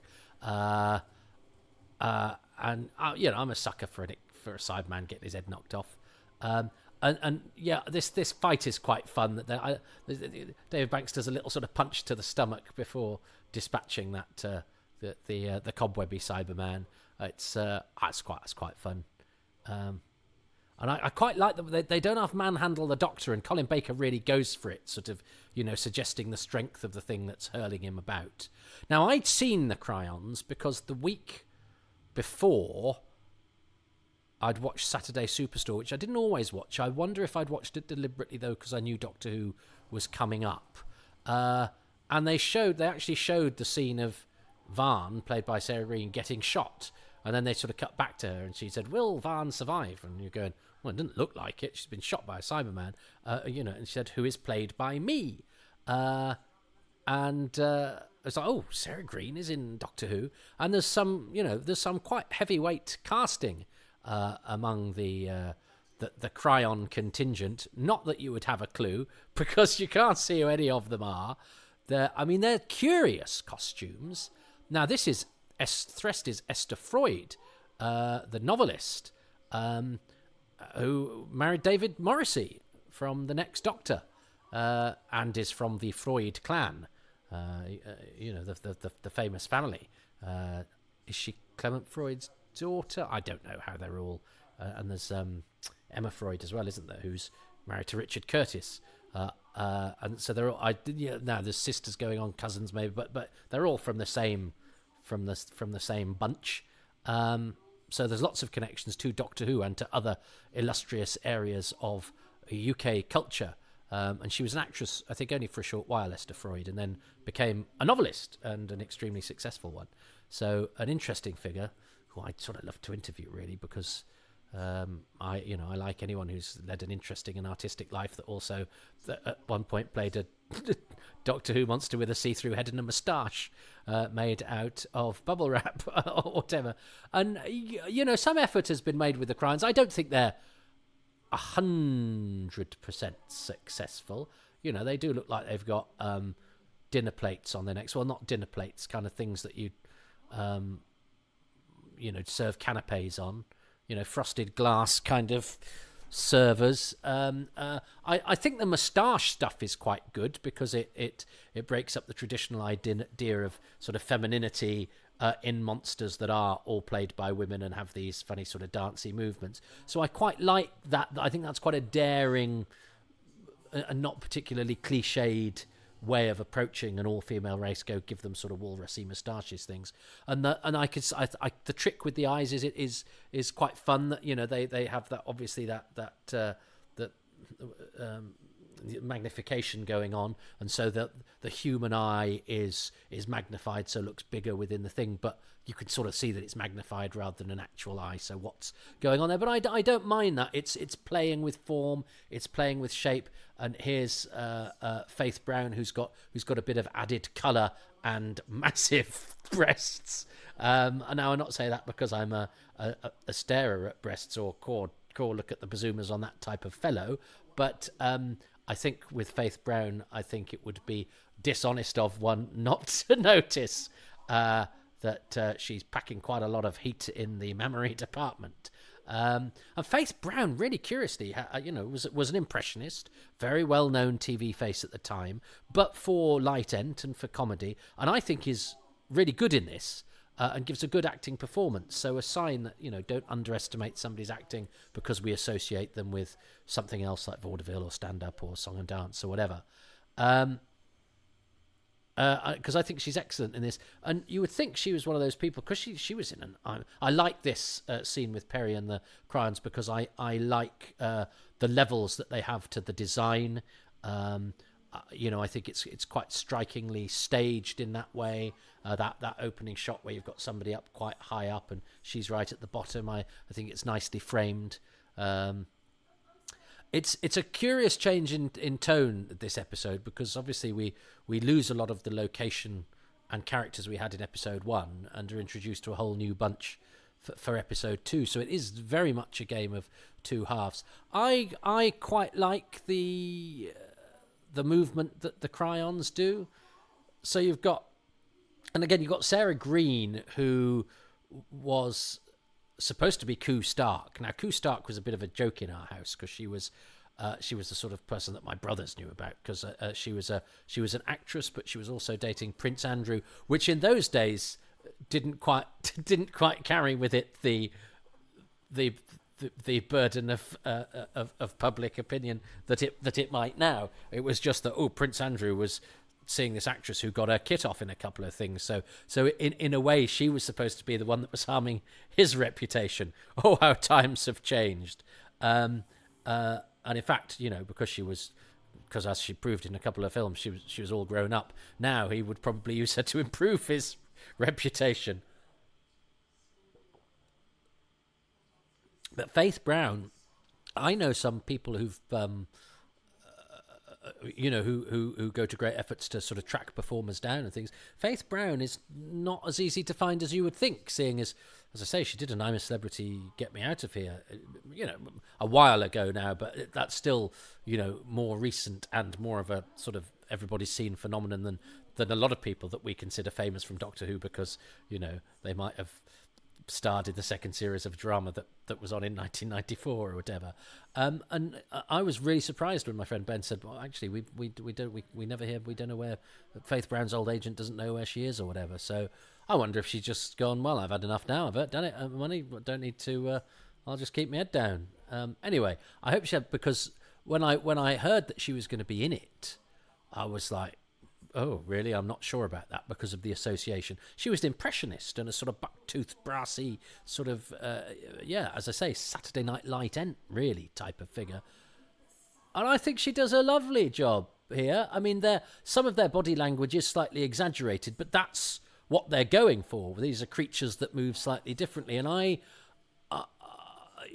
always think anything that makes an attempt to not be, just a person plodding about, and to do with aliens something that is suggestive of alienness, of strangeness, of weirdness. And I actually think the colour scheme that she has on her face is quite good as well. So, I'm sympathetic to people who don't think the cryons work, but I think they're a pretty brave attempt to do something a bit different, and a race of female aliens at a time when, the classic series never did brilliantly with sort of female parts. The latter era is better. It does say a lot that you get all these very respected female performers from different fields, because you've got, Sarah Green, household name among kids, but for being a presenter. Faith Brown, comedian. Esther Freud is at that time a young, not very well known. And then Sarah Berger, a very highly thought of classical actress. I know Sarah a bit now. I interviewed her for Who's Round, but then she directed a friend of mine in a play. So we bumped into each other on a few different occasions, and are in touch on social media and stuff. She's always been very game about talking about Doctor Who, even though she's done, she was well known at that time for doing sort of proper classical stuff. I think it's funny. There's a cliche about Doctor Who being in quarries, but that's only because we know that they're quarries. I mean, as a kid, I didn't go to many quarries, so it's not like, oh, this is a thing that's round the corner. I didn't go to any quarries. I don't go to quarries now. I think, a lot of sci-fi we now see set in forests and more whatever. I actually think a quarry, to be suggestive of a stark and bleak alien planet, provides a lot of visual interest. Yeah, sort of grey and brown or whatever, but the shapes of the mounds and you can sort of feel the gravel and the sand and I remember this from the first time. I remember thinking this was amazing and pretty grim. The Cybermen beneath, and then that show of strength. This is very, Brian Glover really sells it, and it's a simple trick because it's it's shot very close up and stuff. But I think that's really simple and effective and nicely done. And Atwell's great, isn't he? He's the real deal. He's hard as nails. Doesn't let the facade drop for a minute. He was a memorable Bill Sykes. But he was Kenny Beale in EastEnders as well, New Zealand, from the New Zealand side of the family. A few Whoas turned up in EastEnders over the years. I remember when Brian Croucher turned up in it as well. Being very chuffed, always pleased to see Doctor Who actors in work. But Atwell died. Atwell died quite suddenly, I think, and unexpectedly, and was starring in Hotel Babylon, or had just done a couple of semi-regular parts in it, and I remember, I think the week after he died, he featured in an episode, but it was as a kind of flashback. So I wonder if it had been shot with the previous episode, but it wasn't footage from an old episode. But as a result, he wasn't credited, I don't think. So his actual valedictory appearance on television was, and in the old days, using that sort of footage of you, even though you're non-speaking, if you've been hired as an actor, you'd get a credit, and blah blah blah. The lines are a bit more blurred now, and people take the piss. But that Michael Atwell's last telly role was a sort of uncredited non-speaking bit, just because it had been sort of fed into an episode, probably shot in a previous block, and they're like, can we just use that? And of course, so therefore, no acknowledgement or anything like that that it was showed post-mortem. That still of the Doctor, and that they've seen that the Cryons have just shown to Perry of the Doctor trapped in there with Flast, to give a sense of where he is and what he's doing, is actually a still pressed on pause in horrible 80s videotape way of a scene that hasn't actually happened yet. So they're watching the future there.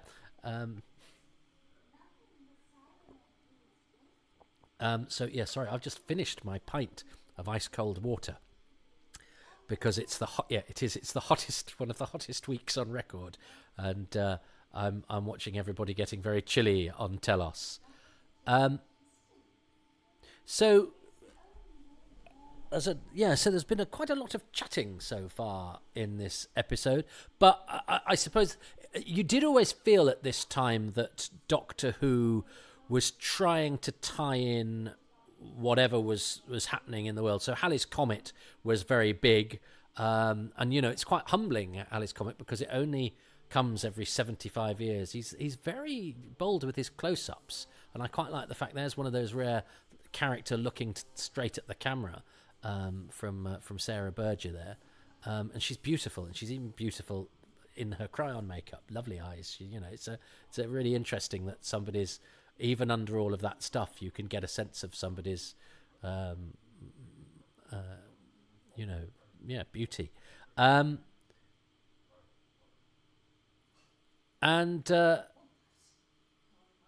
So what was I talking about? Colin Baker, by the way, he is so much extra value that they're boiling under studio lights here. You totally buy that he is cold. He never stops. I think it's great leading man stuff. He never stops giving a sense of the urgency of the episode, giving the emotion, but also he never lets you forget that this is really, really freezing. It's great at all of that sort of stuff. But yes, Halley's Comet. I remember my science teacher going, and it's every 75 years, so I won't be around next time it comes. And me thinking that was a really brave thing for a grown-up to admit, to their own mortality. Whereas now, I know when you're in your mid-40s, you go, well, yeah, something that's in 75 years, I would be dead, and there's nothing I could do about it. But there's a chance, I suppose, that yes, I might be alive the next time that it comes. But there was certainly this was certainly in the news, Halley's Comet, and it was something that you talked about in schools, and everyone as a nation was quite interested. And I like those things where everyone's sort of talking at the same time about the same thing. And he's very good at being, I like the way he goes, I'm a rather angry one. He's very good at being pissed off with the Time Lords. So there was a sense that, in Doctor Who bringing Halley's Comet into it, it felt like Doctor Who was being part of the national conversation, and even though it's about time travel, was reflecting what was going on, at the time that we were watching it. Was it January 1985? So I was just 11. I always thought the Viennese, Vastiel, the Viennesium's in Trial of a Time Lord, isn't it? Vastiel. Very, very handy. I mean, yeah, very, very handy to lock your key prisoner in with this very unstable stuff. But, you go, but they're storing it somewhere where it's cold. Yeah, I know. I think I can accept that. I suspect it's really nice. I've done it on audio, but I suspect it's really nice acting opposite Colin Baker on screen. He really invests in the person he's performing with, and there's an exchange of the dramatics. His dramatic delivery is very much based on the way that he's interacting with the other person. A lot of actors sort of take it amongst themselves, and their dramatics are a bit more declamatory, and that sort of sucks the attention into themselves. I always feel that Colin Baker is really good at engaging with the actors that he's on screen with, and that there's a respect there as well, which is a quality that, because it's quite a selfless quality, doesn't actually draw attention to itself particularly. I feel a bit sad now, because once these guys get inside, this is pretty much it for Bates, Stratton, and Griffiths, and I think it's a real waste of Brian Glover. But that's great Doctor Who scary stuff. A hand coming out of the darkness, grabbing somebody by the ankle and sort of pulling them away. But it's quite cursory, isn't it? It's quite blunt the way that they get him, and that's again brilliantly shot. I love the Lytton lying on the floor with the cyber feet around him, and then the shot from almost from his point of view of the cyber loom, as it were, the Cybermen looming over him. It's pretty tough the way that they just go, well, we don't need him, and and it's too late, and we're going forward. But it's because Eric Saywood kind of loves Charlie Griffiths in the book, much of Attack of the Cybermen, much of which is told from his point of view. And indeed, I believe in his death scene, he die with a smile on his face because he'd got out of his boring life and done something on an alien planet, and nobody would quite believe it, kind of thing. But I do think it's a slight waste of all of those characters. I mean, Stratton and Bates have, are set up to be, a bit more key to the plot than they actually are. They're there essentially as cannon fodder. I like this. I remember this at the time, thinking there was something about the sort of inexorable way that the spark sort of moves up the Cyberman's arm and it can't do anything about it, which is pretty grim. It's like watching your own death. It's a bit like watching a sort of rat coming to gnaw your face off, but it's sparks going up your cyber arm. And I remember, I remember that from the time. This is I'm a sucker for a bit of self-sacrifice. That's how I want to go. I want to leave me. You go. I'll hold them off. That's how I want to go. So if you can arrange that, that's and again, Colin Baker gives it the sort of requisite gravitas. I would quite happily have a death scene with Colin Baker as the person to suggest the price being paid, as it were, because he's very good at that. Then I like these shots. I think these caves shrouded in the smoke are pretty decent sets. I suppose you never quite feel that they're a cave, because in a real cave, it's always, oh yes, they're caves, but they're very high ceilinged caves, because you have to have that to have the requisite level of light to make stuff visible in the studio. There's a lot more cryons than I suppose the cryons in the background of Threst's place are the same as the background cryons here. But I think the fingery stuff is quite sort of like marionette fingers of the cryons is quite nice. Now this,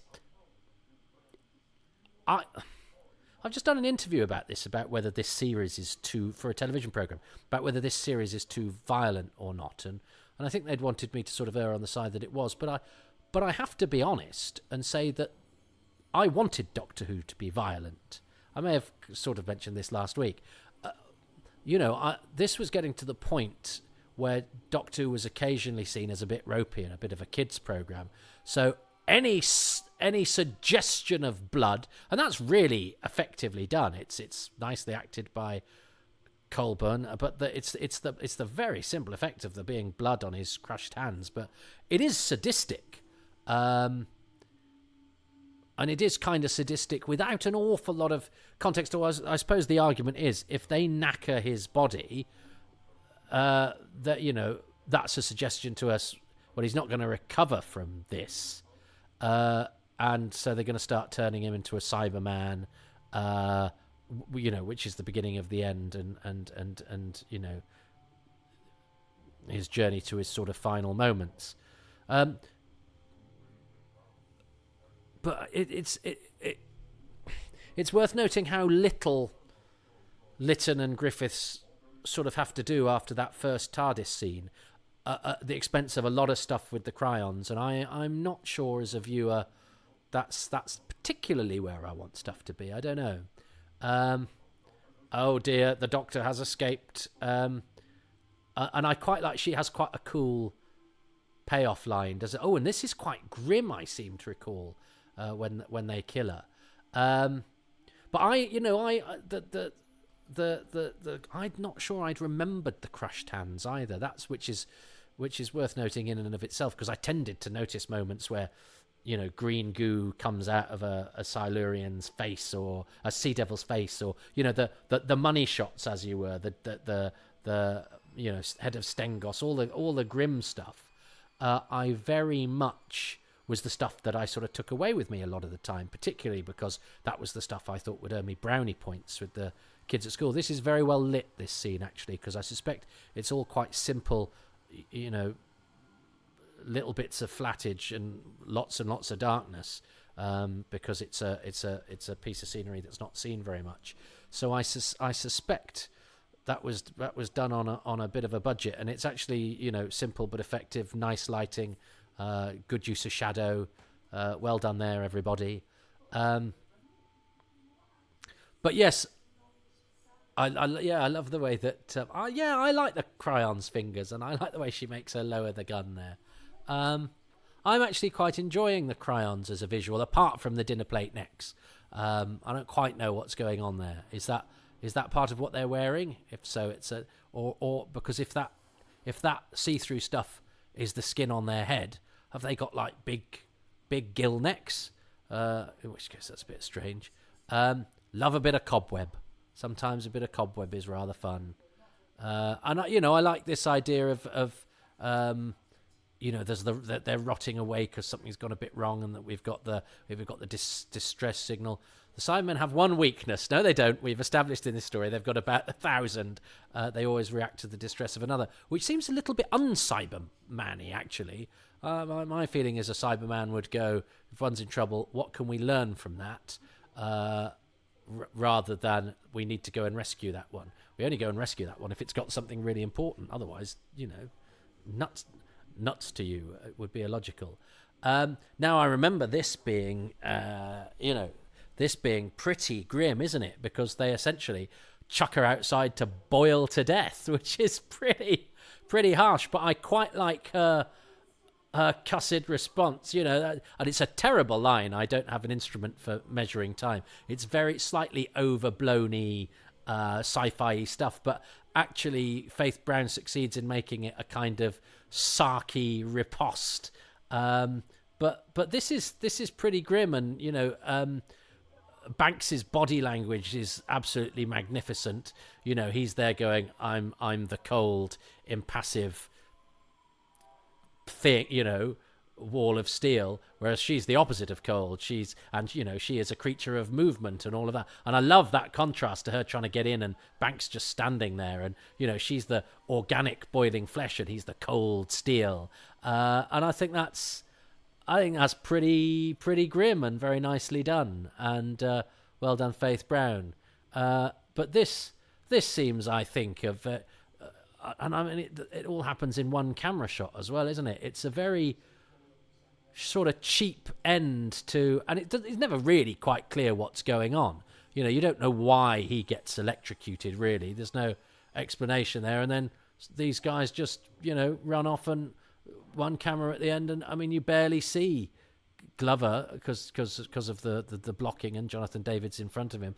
I think Glover and Griffiths and even Bates and Stratton deserved a little better than that to all be mowed down quite mercilessly. But I suppose part of Saywood's shtick is that life is merciless and harsh and cruel, which is why then having a Cyberman go, oh dear, we've got to get out of here, as one does in a minute, sometimes the blocking or individual choices or bits of direction are sometimes odd with when this thinks it's intergalactic the Sweeney. It's suddenly it can, there are sort of lapses or changes that reminds you that occasionally it's Doctor Who doing its best and not always quite managing. But this is all exciting. I love an exploding cyber chest. And yeah, so this was the bit that we saw in on Saturday Superstore, and it's quite a protracted death, and I like that light effect. And yeah, Sarah Green going, will Varn survive? And I think when this happened, I expected something more because it had been sort of teased in Saturday Superstore, and it turns out it wasn't teased at all. It was just a massive spoiler because you never really see any of them again. And in fact, if she'd lasted for a couple more minutes used to the plot, because you wouldn't have seen her again much after this anyway. So if she'd been a bit more careful, she could have survived. But it's almost like it's an Eric Saywood script. If somebody's got a chance to get killed, we will take that chance to. I'm just slightly surprised we didn't cut back to poor old Threst looking at a monitor, and Cyberman comes and kills her and her mates as well. So indeed, the baby is given, he's given a few people a stay of execution. He's getting soppy in his old age. But of course, then we have this slightly stressed. Colin is so good at this. That touching her on the shoulder and giving her, he invests, he makes you important as another actor, as another character in the drama, and I think that, and he's very good at those just tiny sort of touching little moments, often in quite ridiculous or scenes that or scenes that are slightly flawed that just need a little of injection of humanity is the wrong word because he's not a particularly human doctor, but of empathy, of character interaction. But yes, and this is quite grim for old Lytton, and I think as somebody who liked Lytton and liked the idea of him coming back, when it gets clear that they've brought him back to kill him. Oh, and I like that. I remember laughing out loud when the Doctor is actually quite pleased that it's hit the TARDIS shape, and that's quite a nice trick to play on the audience to make them furious that the TARDIS may not now be doing the thing that we know and love it for.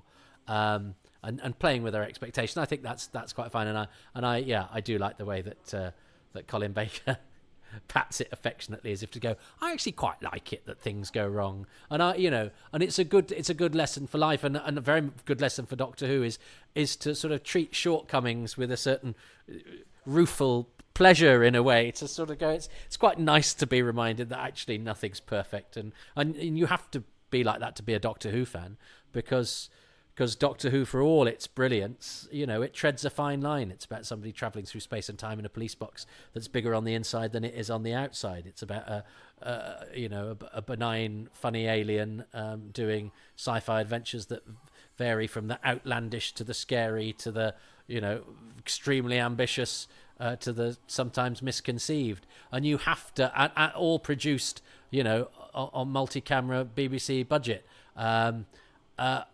And so the fact that the TARDIS doesn't quite work properly and goes wrong, the fact that that's slightly reassuring is almost a comment on Doctor Who itself. Now, Cybermen killing each other seem to be the way, and I seem to recall in the Peladon books that there was a thing of the ice warriors sort of almost ended up by accident shooting the Ice Lord and vice versa, and it happened a bit with in my head with the Cybermen as well, or certainly when the lieutenant and the leader both kill each other there, that seemed like, oh, is that what Cybermen do now? And that takes the Doctor out of the equation, and you are thinking, oh well, you see, but what they're doing there is it's meaning that the Doctor doesn't have to partake in any of the destruction, and then he shoots the cyber controller to bits, and then gets to be sad about Lytton, and Lytton, I suppose, got to help there. That's the leg it, Nigel. That's it. As somebody I think has said. I can't remember who said that, but credit to them. Somebody said that those is it the discontinuity guide? I don't think they put Nigel though. But yeah, that idea of quick, we gotta get out. But all Lytton really did there was stab the cyber controller on the shoulder with some pliers. But yes, he was helping. He was helping the Cryons. I think that's brilliant in the acting from Colin, but I think the script is wanting to accept that because we're told it much more than maybe that it earns it. I feel Lytton and Griffiths, as I say, sort of faded a bit there, which was a shame. But as I say, I like the Cryons, and I think the way that the controller bats, attacks the Doctor, it was quite vicious there. Oh, they get credited before Bates and Stratton. That's very interesting to me. monsters before humans, unusual, but I suppose Banks and Kilgarriff are kind of returning, talent from the past. Oh, M.A.C. Adams, he's just passed away, the film editor, Mac Adams. But yes, I think the way that the cyber controller sort of, it's quite harshly smacks the Doctor about is almost psychopathic there, Kilgarriff, in his final sort of flourish. So there we go. It's tonally quite uneven, but I know some people who really don't like Attack of the Cybermen. I think I prefer the first half to the second half, if I'm honest. But I actually quite enjoyed the Cryons there, watching them certainly as a design. I think I admire them more for what they're aiming for than necessarily what they pull off, maybe. And as I say, I think I could have done with a bit more. I think I could have done with a bit more somehow tying in what Bates and Stratton and Griffiths are up to in that second episode with the larger plot, with the wider plot, because otherwise just feels like Saywood's gone, well, I've brought all these characters in to make it exciting when they die. But then even then, Bates, Stratton and Griffiths all die in the same scene. Almost, I mean, I thought it was one shot, but there's two camera setups, one from 1/3 up the corridor and then one at the end of the corridor. But it's quite a sort of cursory part of the storytelling. It's obviously only a handful of flats, and it's done with great economy and well done for doing it, and broadening the canvas. But it does mean it just feels a little bit cursory. And yes, that dissatisfaction. You could say, well, that's the writer going, life is hell, war is hell, life is cheap. In space, no one can hear you die unnecessarily in a subplot that's not gone very far. And it buys us that those moments where we learn that Lytton's not all that bad. But again, they make no attempt to reconcile that with the guy we knew from Resurrection of the Daleks. So it's sort of telling us, but I think without much sort of evidential backup, apart from what he's doing for the Cryons, but they don't sort of, they never weigh that up with all of the other stuff that we know about him. And I don't think it's because there wasn't time, because I thought some of that episode was quite a lot of sort of chat or sort of actiony sequences that weren't necessarily giving us an awful lot, although I did like all the Toomey stuff. So anyway, I've got to choose two things and a bonus that I like about Attack of the Cybermen. And what did I choose? I chose Brian Glover, and I chose the sort of London Euston-y stuff, Euston Filmsy stuff. What do I like about part 2? Well,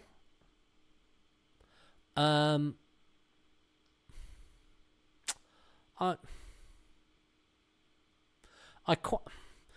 do like the idea of the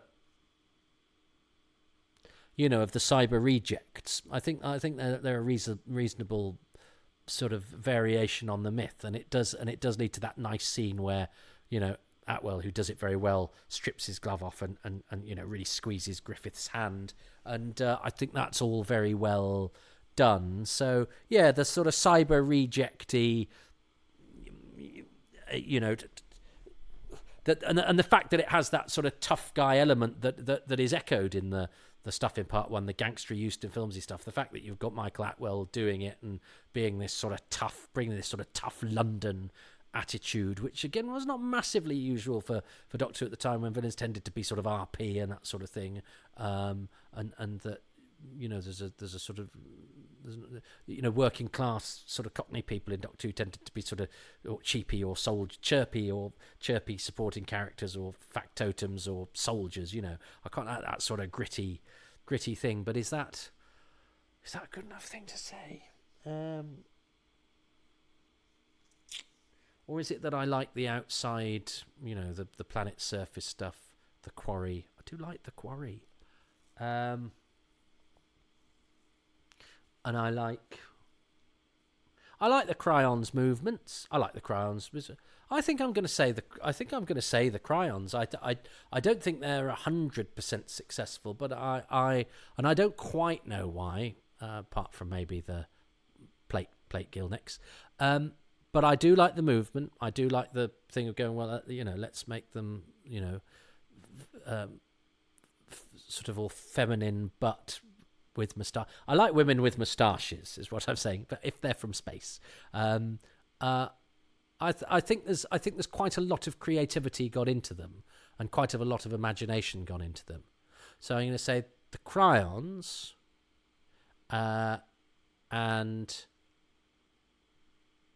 the Cyber Rejects. And I think I'm going to say, for my bonus thing, is the violence. Because as a kid, the exploding cyber heads, and even though as I say, I've never quite forgiven them for not making the Cybermen invincible, but all of that stuff, and the machine guns, and the action sequences, and the crushed hands, and all of that, and the spurting goo, was absolutely the stuff I lapped up. Now, of course, it's what ultimately led to Doctor Who's hiatus and all sorts of issues. And I do think I have a very complicated relationship with it, because I also acknowledge the fact that some of it, maybe goes too far, and was it suitable for the time period. But as a kid, it's sort of what I wanted. And I think you can do violence within context. I don't think Saywood always gets it, because I know he wanted the Doctor to shoot 2 guards in Resurrection of the Daleks, and that was in his script, and he's always gone, well, when you get involved in violent situations, sometimes violence is a consequence. The whole point of Doctor Who is that that's not what the Doctor does, I sort of think. And yes, I know the Doctor does sometimes kill people, but and it's maybe hypocritical to go, well, the Doctor does it at a distance, but then shouldn't do it, in terms of directly. And then I go, well, actually, that's hypocritical, because in the same way that I get annoyed with people who, don't like being confronted with the fact that animals are killed for meat, but will happily buy something from a supermarket. And you go, well, so you don't mind, so long as you don't have to see it being done or do it yourself. And I think, well, no, I think it's the opposite. If you're prepared to do it yourself, I think you're entitled to do what you want. But if anyway, so I don't know. Do you know what? I've got a big dilemma here, because I don't know that I do like that, because I certainly don't like the Doctor killing things, but I did like the adult. I mean, it's not massively adult, is it? It's got comedy organ music, when it's got sad cyberhead and all of that sort of stuff, but it's got Faith Brown melting in it, but that's pretty grim. That's a good scene, isn't it? That's a good scene. All right. What am I going for? I'm going for, I like my three. So I've got 2 things for this episode and a bonus thing. I'm going to go for, I like the Cryons, even though they're not 100% successful, and I think we spend a little too much time talking to them. I like Faith Brown's death scene, particularly that contrast between her and David Banks. And I like Matthew Robinson's direction. I think that means that I can have the toughness and some of the violence, but I think it's partially to do with a kind of attitude he has, and a kind of backbone that he gives it. I think there are some lapses in choice sometimes, especially when we go for some of the comedy side of it. Which Resurrection of the Daleks actually has less of, and I think Resurrection is actually slightly better directed than Attack. But I still think Matthew Robinson is one of the few 80s directors who you can go, but I can actually single you out as a director, because I can see your individual flavour as a director that you bring to it. And he does bring to it a sort of toughness and an aptitude for action, and an uncompromising style that lends itself well, particularly, I think, to the 2 scripts that he gets. So the Cryons, Faith Brown's death scene, Matthew Robinson. They are my 2 things and my bonus thing. 3 in total. Now then, Robin Bunce is going to choose his things. I should have thought of a better word than things, shouldn't I? Attack of the Cybermen, episode 2. What's he chosen? Episode 2, and yet more delights for us to sink our teeth into. My 2 picks, and then a third pick which kind of encompasses the whole story. My first pick is going to surprise some. Malcolm Clarke's music in this story is not universally loved. But I have a lot of time for it. I'm not thinking so much about the themes that Malcolm Clarke writes for this story or this episode. I'm thinking more about his use of texture, his use of kind of dissonance to express the kind of emotional turmoil which is happening during this episode. So I'm thinking about the moment where the Cyberman is being shot at point blank range in the head in the TARDIS. That kind of very crunchy, dissonant chord, very electronic textures. Love that, love that, love that. I do like the recurrence of the cyber theme, which of course we first heard in Earthshock. And I just love the way that Malcolm Clarke is using analog synthesizers. It sounds like he's using the CS80, the classic Yamaha synthesizer, which was, you know, very, very big in the late 70s and early 80s.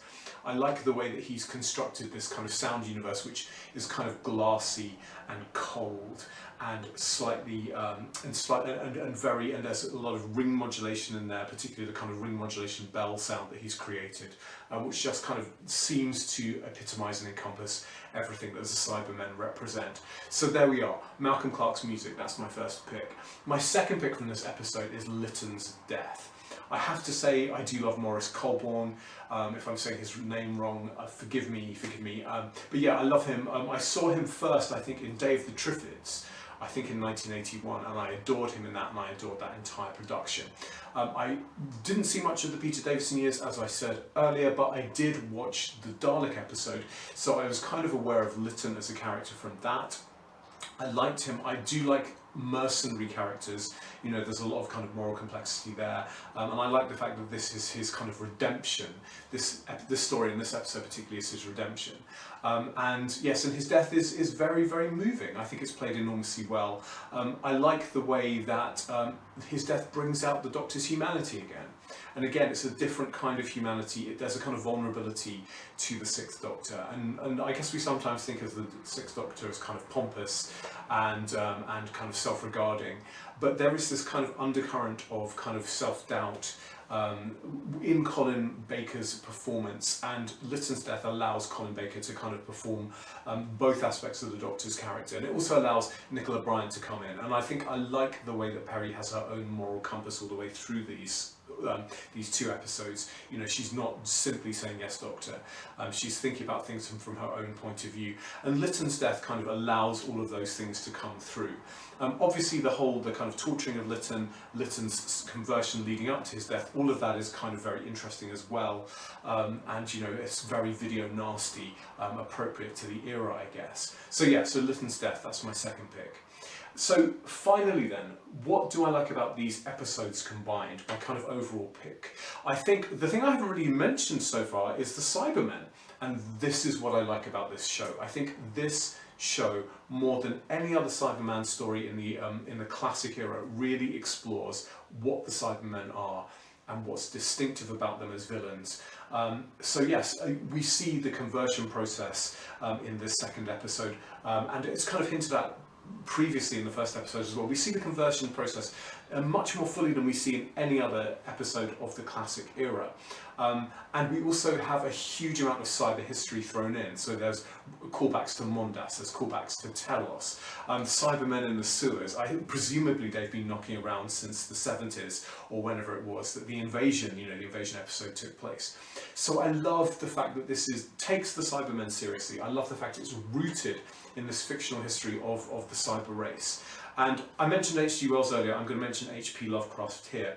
I think the thing that Paula Moore is doing in this episode by the constant references back to cyber history is she's creating what H.P. Lovecraft calls a background of evil very similar.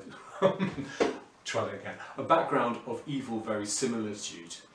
That is to say, she's creating this kind of fictional world that we believe in because we've seen it before. And again, that makes everything more plausible. So there we are.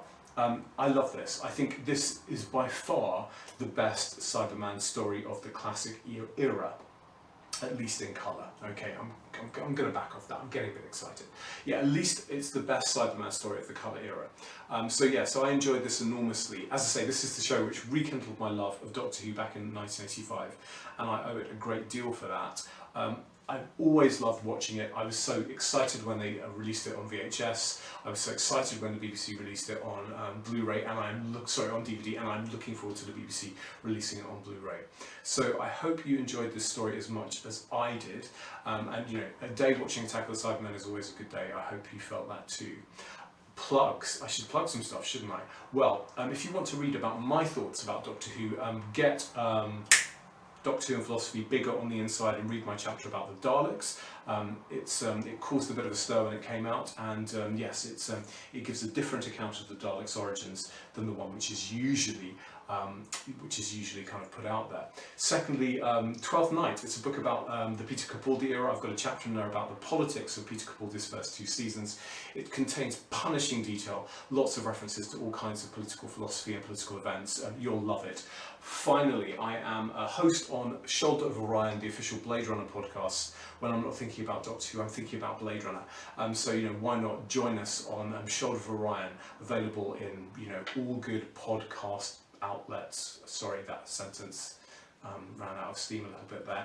Anyway, lovely seeing you, Toby. I look forward to seeing you in April, when we're going to be talking about Nigel Kneale and 1984 in the Cambridge Festival Ideas. And if that happens to be in the past, it was great seeing you. You were amazing. Take care, Toby. Oh, bless him. I love that contribution, especially as I actually thought I kind of ran out of steam there. And it's nice that, isn't it nice, obviously, because we have a you know, a genuine advocate for the story and for the episodes, who I think perhaps made up for some of my shortcomings, because I do feel that in my heart of hearts, and going into this, if you'd said to me, oh, you'll be choosing anything to do with the Cryons for episode 2, I'd gone, nah, because they're not great. But I actually, watching them this time round, they seem to be, to me, to be the most visually interesting, the most pleasant surprise. And I even like the way they were shot in, you know, in some of those wide shots as well, but they also sustained a close up and all of that. And I was, I think, appreciating the ambition rather than the success. But I think it's because the things I like about the story particularly tail off a bit in part 2, because I like Lytton, I like Griffiths, I like the toughness, and there's less of that. And I think also because I'm certainly not with Robin in it being the best cyber story of the colour era, because I'm a child of Earthshock, and I remember the extreme effect that Earthshock had on me, and nothing was ever going to quite match that. And also, I remember Resurrection of the Daleks, and I see this as a companion piece to Resurrection of the Daleks, because it's Matthew Robinson again, because it's Maurice Colborne again. But I think Resurrectionism is a slightly more complete production. There's problems with the script, I know, but in terms of, I think, and this is where I didn't choose Malcolm Clarke's music where Robin did, because I can't quite forgive the little comedy interludes that Malcolm Clarke sprinkles in, which I know are in cahoots with the director and the business some of the actors throw in. But that to me means it's a slightly more sort of schizophrenic tone, and sometimes that's what Doctor Who does so brilliantly. It can do deep seriousness and then something very silly, and the things work hand in hand. But they work better when they, and this is, I think, where some of the alchemy of Doctor Who comes in, where all the disparate elements somehow hold together, even though they shouldn't. So a scene will make you cry, even though it's slap bang next to a scene where it's got some highfalutin, ludicrous sci-fi concept that everyone's playing with a terribly straight face, or even throws a joke into and winks at the audience slightly. And I'm not sure I feel that Attack melds quite as well. Even though there's still loads that I love, it's certainly... and I did watch it once and went, oh dear, this isn't very good. This is about 10, 15 years ago, where I changed my mind on it slightly because it had always been a story that I'd enjoyed. Because it's quite action-packed. I like the action adventures. So sometimes my go-to Doctor Who is one that's got lots of explosions and lots of deaths and all of that. And I think it fits the bill there very, very nicely. I think Robin is absolutely right to highlight how Colin Baker, for all his spikiness, for all his alienness, he does give real weight to moments of death or moments of self-sacrifice, and he has a sort of wistful self-reflection among the spikiness. And I think I was talking about other stuff during Lytton's death scene, which was one of Robin's key choices. And I don't know, maybe it's because I was talking all the way through it this time, but I don't know. Well, anyway, it's nice that Robin articulated different things from me and articulated them so well, because I think maybe my second half was slightly unfocused, and maybe slightly had emphasis in the wrong place, and wasn't brilliantly thought through or put together. But in a way, I can forgive myself for that, because that is kind of my feelings about the second episode itself. So I can sort of say my commentary was thematically apt, and then in comes Robin and puts but does what Happy Times and Places should do, is puts an absolutely positive spin on so much of it, and did so with great with great articulation, articulatedness, and so do check out all of his work. And sadly, so I'm betrayed by time, of course, because yes, when Robin did this, season 22 was not out on Blu-ray, which it is now. I hope you're enjoying it.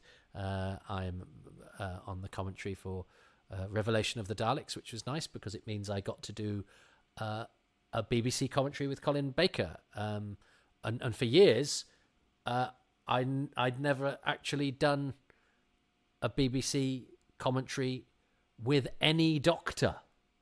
And I've got to do some with Tom now, and I've got to do some do one with Colin as well. So I've got to share a commentary with a Doctor, which I hadn't done until pretty late in the day, and I was glad to be there when Colin completed his, because he'd not done Revelation because he'd been off on tour or something, so hadn't been available for the dates. So it's important to get the Doctor on as many as possible. But I didn't end up going to the Cambridge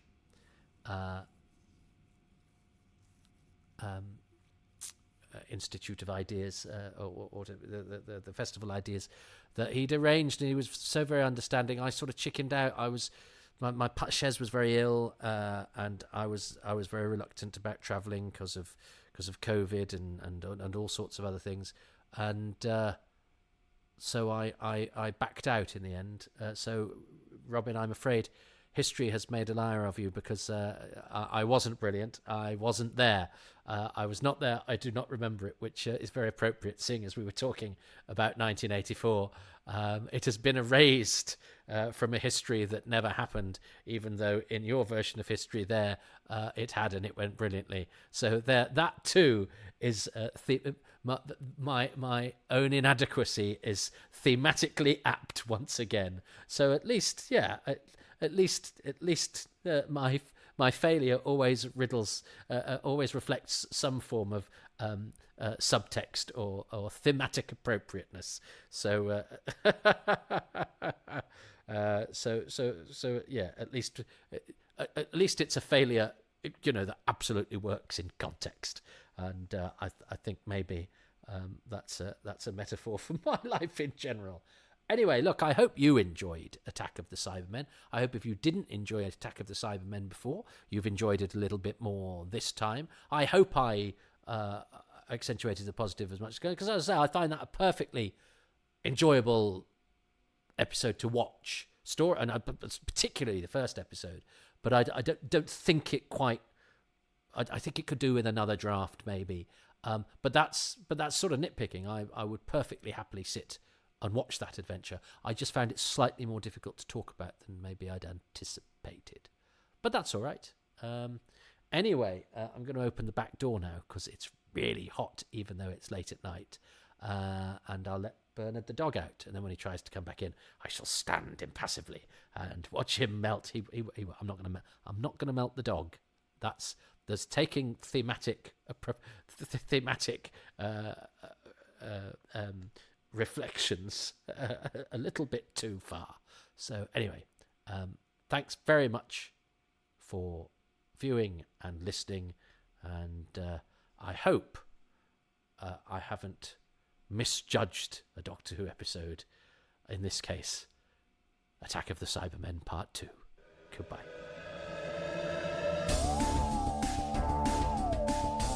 Well, thank you ever so much for listening to Happy Times and Places, which is presented by me, Toby Hadoke, and my special guest this time around was Robin Bunce, who you can follow on Twitter at RenegadesRobin, and both of those R's are in capital letters, if that matters. I know not whether it does or doesn't.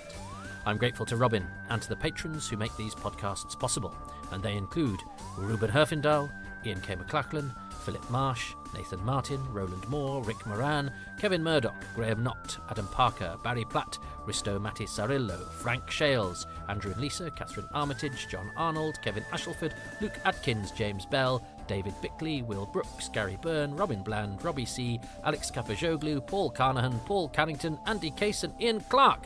The music is by Dave Gates and the artwork by Dylan Patterson.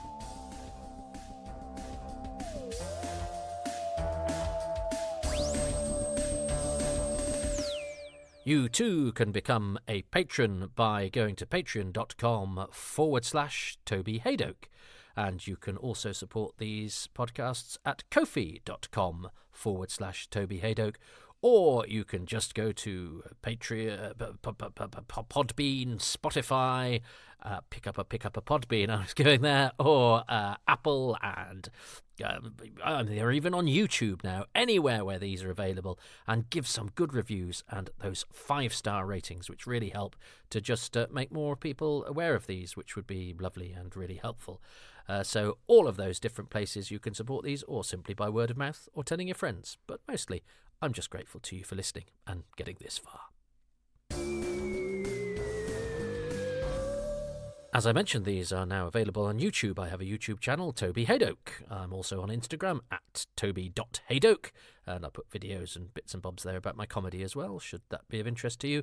If it's not, then Twitter is very helpful, or X as they call it now. This is an X Twitter, because I have at Hadoke Podcasts, which is just about these podcasts, but I also have at Toby Hadoke, should you be interested in anything I might be doing outside the world of Doctor Who podcasting. I also have a Facebook page, and my website is tobyhadoke.com.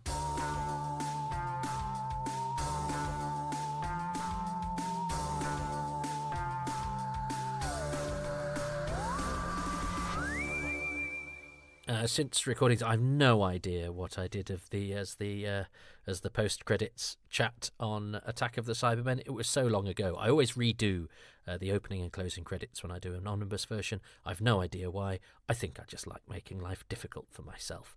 But since this was recorded, I've been to Nicola Bryant's house. There we go. Have I done anything else Attack of the Cybermen related? She's got a lovely house, you know. She's she's got a good eye, beautiful. I'd already been for the cookbook, Doctor Who cookbook DVD extra, but I've since been again, and it's always nice to see Nicola and her lovely doggies, and Nev, and they're a lovely household, and It's a beautiful place, and as you can imagine, for such a stunning lady, she has a fantastic eye, and the house is really, really nicely done. So that's nice, isn't it? That's nice. So there we go. I don't know if that's any use to you, if that was worth hanging around right till the end for, but I have this tradition of leaving a final word, and I think for this one I had very little inspiration. I'm sorry about that.